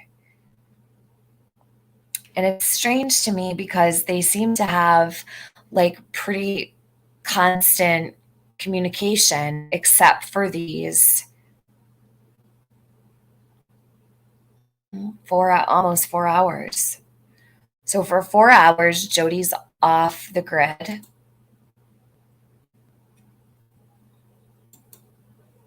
"2:14, she answers and says, yeah. He says, nothing going on with a green heart. She says, noise woke me up, going to see.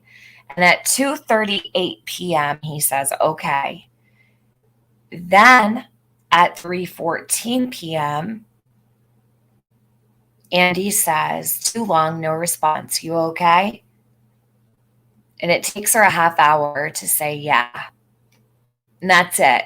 Just like really short sentences where usually Jody's talking, writing paragraphs upon paragraphs. These are just the small things that stand out to me.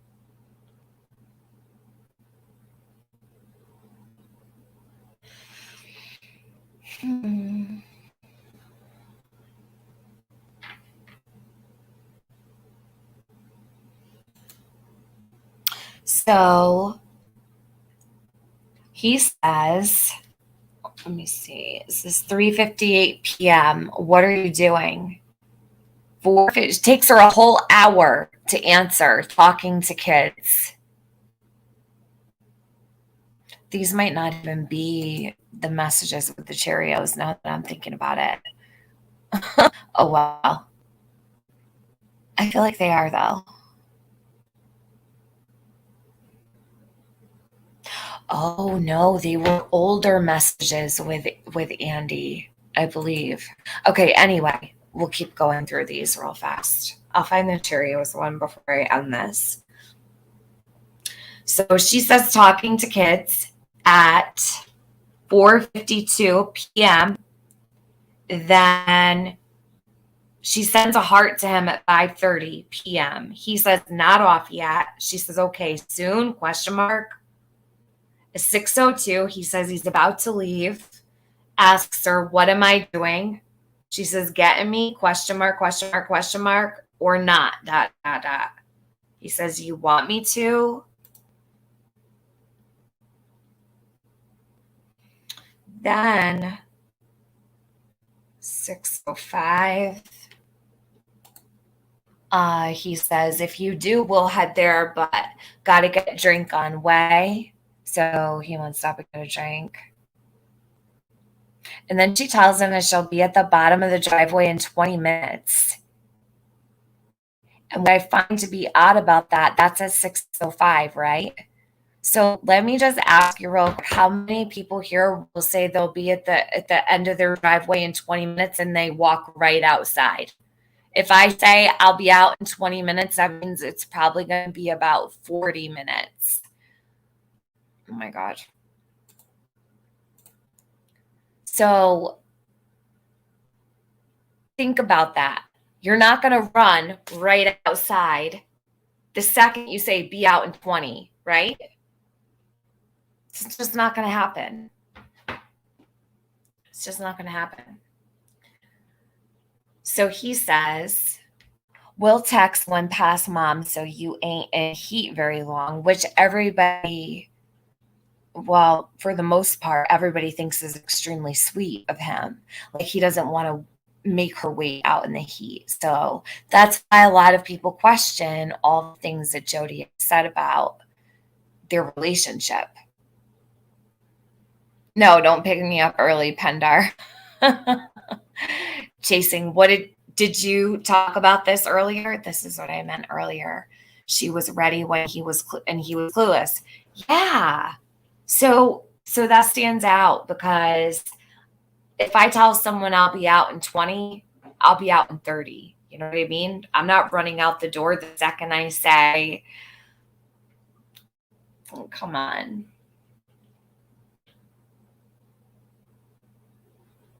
All right, let me get back to these. When did her and Andy go their separate ways? I don't know. Can someone tell me? She said she left in mid-September. So this is something else that I thought was extremely interesting the other day is Jody always said she was out of there in August. Is she watching it good? Well, maybe she can answer this then because she always said she was out of there in August. And I've got her recorded saying she did not leave till middle of September. So I don't know. Is she leaving all the people in her chat on mute while she watches me? She's so rude to her own subscribers, by the way. All right. So then, why you always lying? For real, she lies so much. It's crazy. All right. So he says he's on his way. And at 6:09, she says, okay, see you soon. So this is allegedly the last text she sends him because she's going to disconnect from her satellite internet. She says satellite. I don't know if it is or not.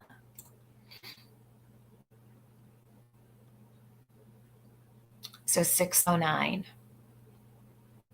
Then the next day, the next morning, a lot of people got confused on this. They thought it was June 15th. It's June 16th at 10:17 a.m. She says, I'm going down to look or help. Can't just sit here and do nothing while some other mom's baby is missing. I may try to go towards Mount Carmel Church. She does not call her Summer. She calls her some other mama's baby. Did she hate them that much? Did Jody Sue hate Summer that much? I want to know because she doesn't call her Summer. She just says some other mama's baby. Like what? You sound like you're talking about a fucking seagull, Jody. Like a baby bird? What?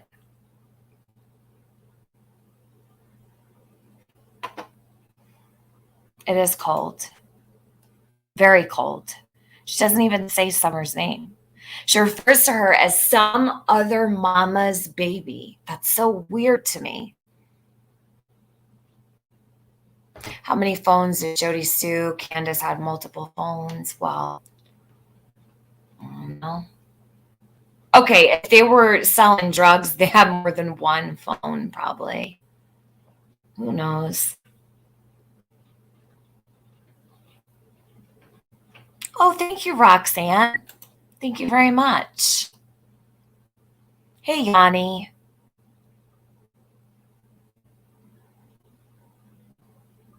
If the eviction is real, that does not stand up with the rest of her narrative.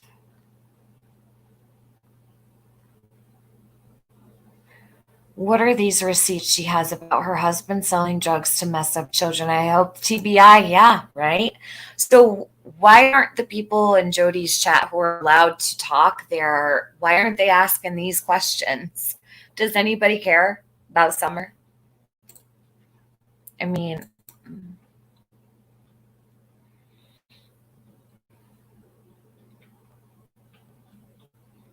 I'm pretty sure that's it. All right, so where's the Cheerio text? Let me find it.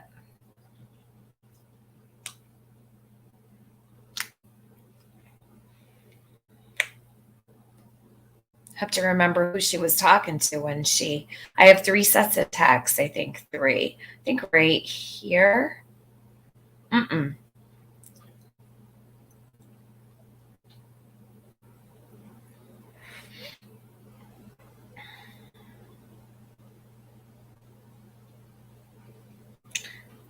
I know where it is.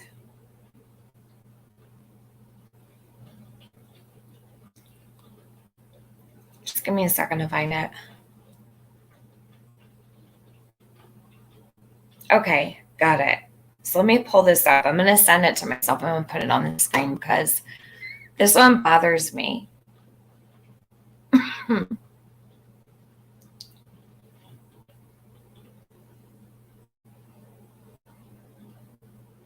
All right.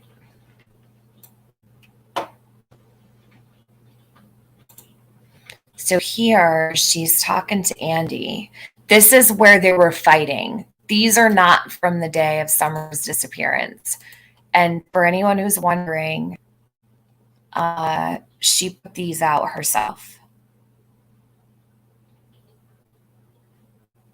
Why does she fight over the land that doesn't belong to her? Because she didn't want anybody to see what she was doing. She didn't want anybody to see her lifestyle. She did not want Jackie Dobbs poking his nose around while she was running all kinds of drugs out of her house, probably, is what I would guess. I don't think it had anything to do with land. I think it had to do with privacy. And I think it had to do with controlling her little, you ever... Does anybody know that show Animal Kingdom? It's on Showtime. I think it's Showtime. It's actually a really good show. Anybody ever watch it? Like, she thinks she's really something. Hold on a minute. Let me pull this up. Males compliance, actually. All right, here's the text.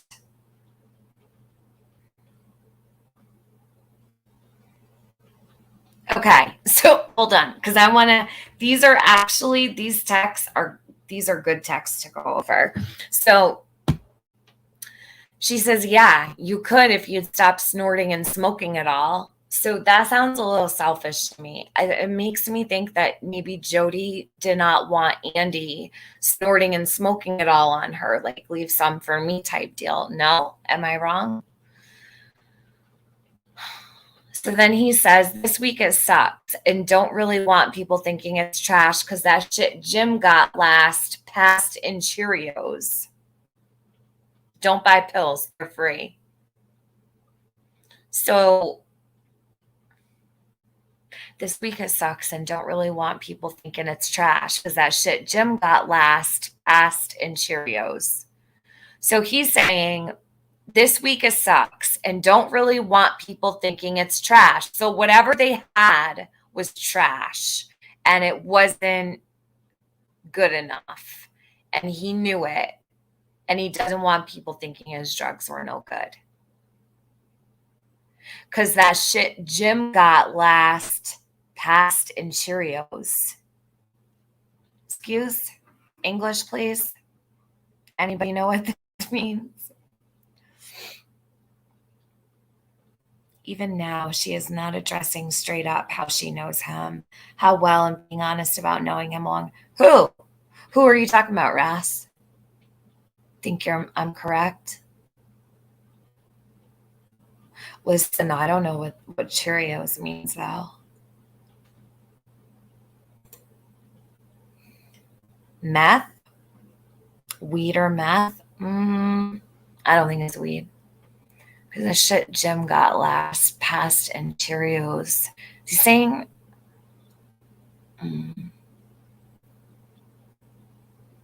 Do we have any drug addicts in here? I hate to say that. I'm sorry, but passing drugs in cereal boxes. That's what I was thinking, Lisa. And I really didn't know.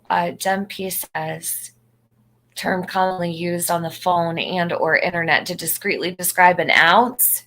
No way. Cheerios. You think it's piston Cheerios?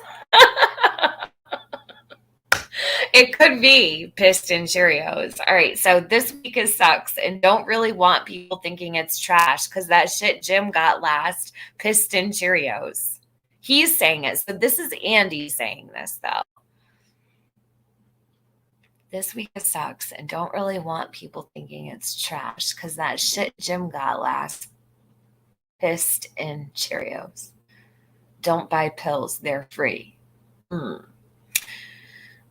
Yeah, see, I don't know.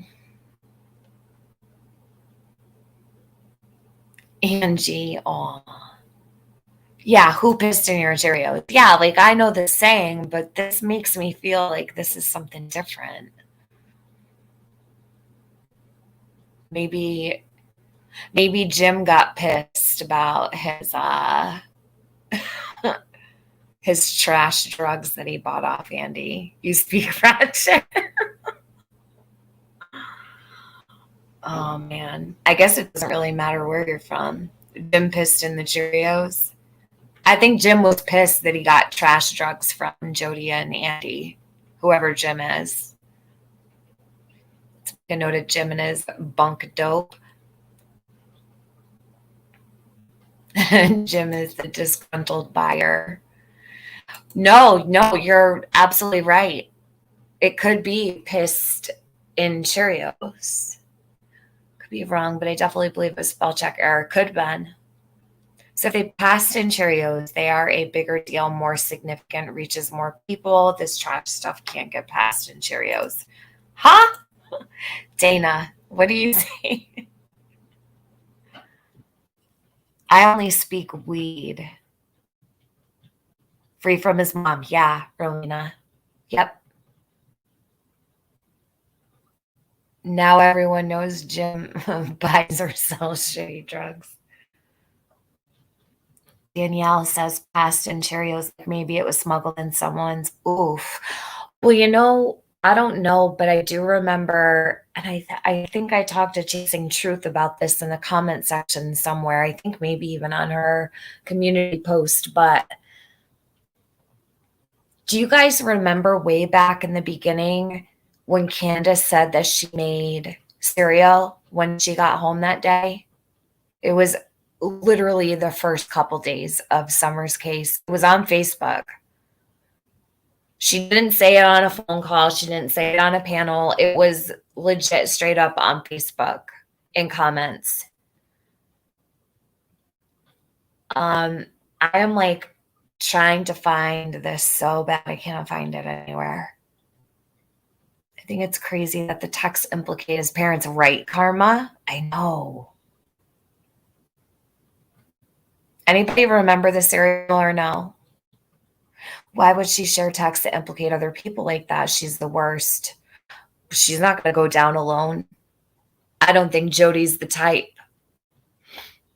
He's saying he's doing them himself because it's trash and the last shit got passed in Cheerios, whatever that means, and it can't happen with this trash shit from Jim. Yeah, that's what I'm saying. Like, this is sus to me right here. And if they're passing drugs around in Cheerios or boxes of cereal, that's so dangerous. So dangerous. Think about like what it, oh God, the mailbox, cereal boxes, like what a recipe for disaster, anyhow, having all those kids around. I'm positive I was all over everything on Facebook as was TM. What'd you say right before this, Chasing? Yes, piston Cheerios means disappointed. Yep. Okay, so Chasing says, yeah, she absolutely made cereal. People tell me, no, I swear to you, I'm going to find it. I am hell-bent on finding this, and I can't find it anywhere. I think I might have uploaded it to Facebook on private or something. I have to go through all my stuff. Candace said she made cereal when she got home. It was right in there with the laundry and everything else. But it was in the very early days. She did not say Cheerios, okay? She said cereal. JLR just did a video about the cereal? Nuh-uh. Really? Well, shit. What did he put up? Was it like just now? That would be really bizarre, right? I would say that would be a sign if so. Did he just put it out? I'll fall out right now. I don't know when he did a video about cereal. Let's see. Where is it? Where's the video about cereal? Must not have been today. I don't see it.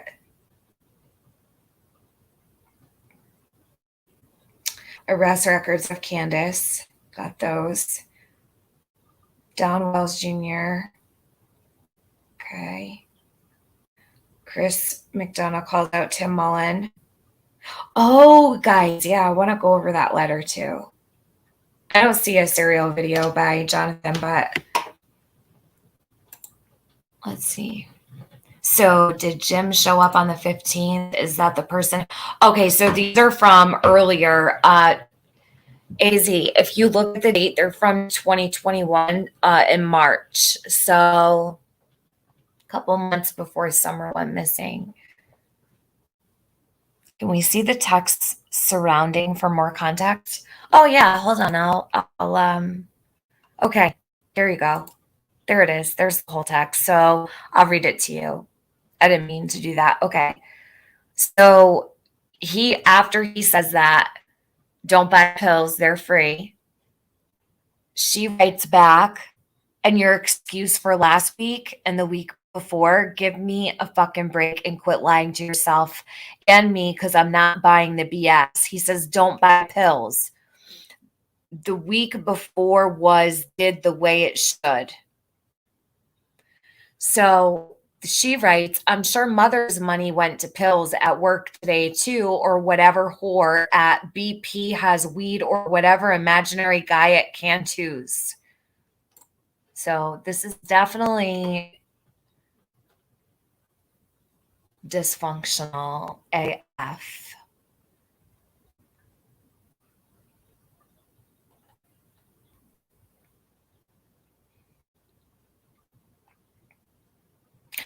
Alicia, I'm wondering if that was like their way of passing drugs around. Who knows? Maybe she walked a Cheerio box across the street. I don't know what these people did.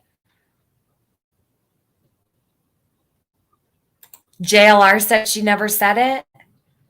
Oh, I'm going to find it. That was the very early days I remember Chasing. I wish I could prove it right here, right now.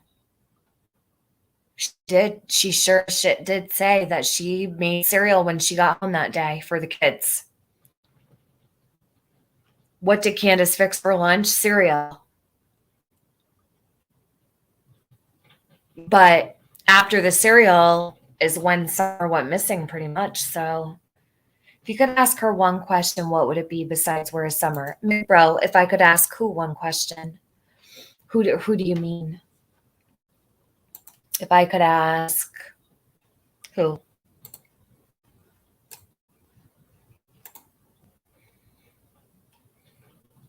Don't be sorry, you asked. You're good. We can have chill convos here. Sounds like a dysfunctional, nasty as hell. She is nasty to him, yeah. Sipping Shine says, Jim, please come forward and explain yourself. What was you selling and was it good or bad? I hope people understand my humor with this. I'm not, you do? Yeah, she did say that about cereal. Who is McBro asking me about? Hey, Lady R, how are you, hon?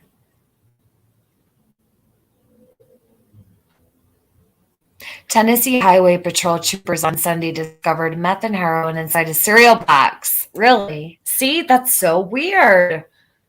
12/20/21 in Union City. Okay. Cheerios. I don't know. It could be Piston Cheerios. It could be a legit Cheerio box. Are Cheerios cheaper? Does anybody? I don't really pay attention to the price of cereal. I know it's getting expensive, but are Cheerios cheaper? I know this sounds like a strange conversation, but God, I'm so sick of all the riddles. It's ridiculous. She didn't want Serafina. Well, I'm not going to defend Jody, but maybe she didn't want to talk to Donna because she doesn't want anything coming through a reading. I don't know. Or maybe she really doesn't believe in it, but she's an atheist. So I don't know. It doesn't make any sense to me. Very odd. Who is Jim? Listen, there's no Jim in this circumstance. Forget I ever said the name Jim. I'm getting like Watts vibes. Some rando who got pissed off about bad drugs.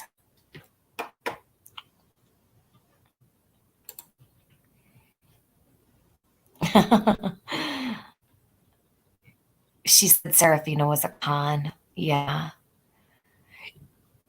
Lisa says, I don't think Cheerios has anything to do with cereal. It very well might not. I don't know. Yeah, Shanna, you know what's up. Leave Jim alone. That's so funny. All right, guys, I'm going to end this. So anyhow, I put out the full one, the interview. It's on my channel. I just have to make a thumbnail for it. I'll come back tomorrow. I'm a little bit tired because it's late in the day, so don't mind me. I've been going to bed early and trying to weed through all this bullshit of Jody's, which is not a walk in the park, I can assure you that. Quite frankly, I'm sick of listening to her. She talks more than Dawn ever could. Do you remember when we were listening to Dawn and we thought it was so horrible? Jody is like 10 times that. 10 times work, too. You're welcome, Flip Flop. You get, I love honeycombs. What do I have right now? Oh, I've been like really craving chocolate. I got chocolate mini wheats and chocolate frosted flakes I bought yesterday. So, but there ain't no drugs in my cereal. All right, guys. I'll be back tomorrow. Yeah, go eat your bowl of cereal. Everyone's going to eat cereal for a snack tonight now. Anybody who wants to use anything from my channel is welcome to, regardless of how I might feel about you, if I like you or not. If it helps Summer, you're more than welcome to use it. I never have a problem with that. As long as you tell people where you got it from, it's all good. So thank you to everyone who showed up. I'll be back tomorrow because there's a bunch of stuff I really want to go over. And this, I just wanted to make sure was out. I have to keep the other one hidden. And I got to go through that later also. And I might be making a video on it. So thank you, everybody. And I'll see you back tomorrow, probably in the morning, okay? Because it's going to be super hot. And I don't think I'm even going to go outside tomorrow. I'm just going to stay inside in the air conditioner. I need a day. So I'll see you back soon. Appreciate you guys very much. Oh, and all eyes on Jody Sue.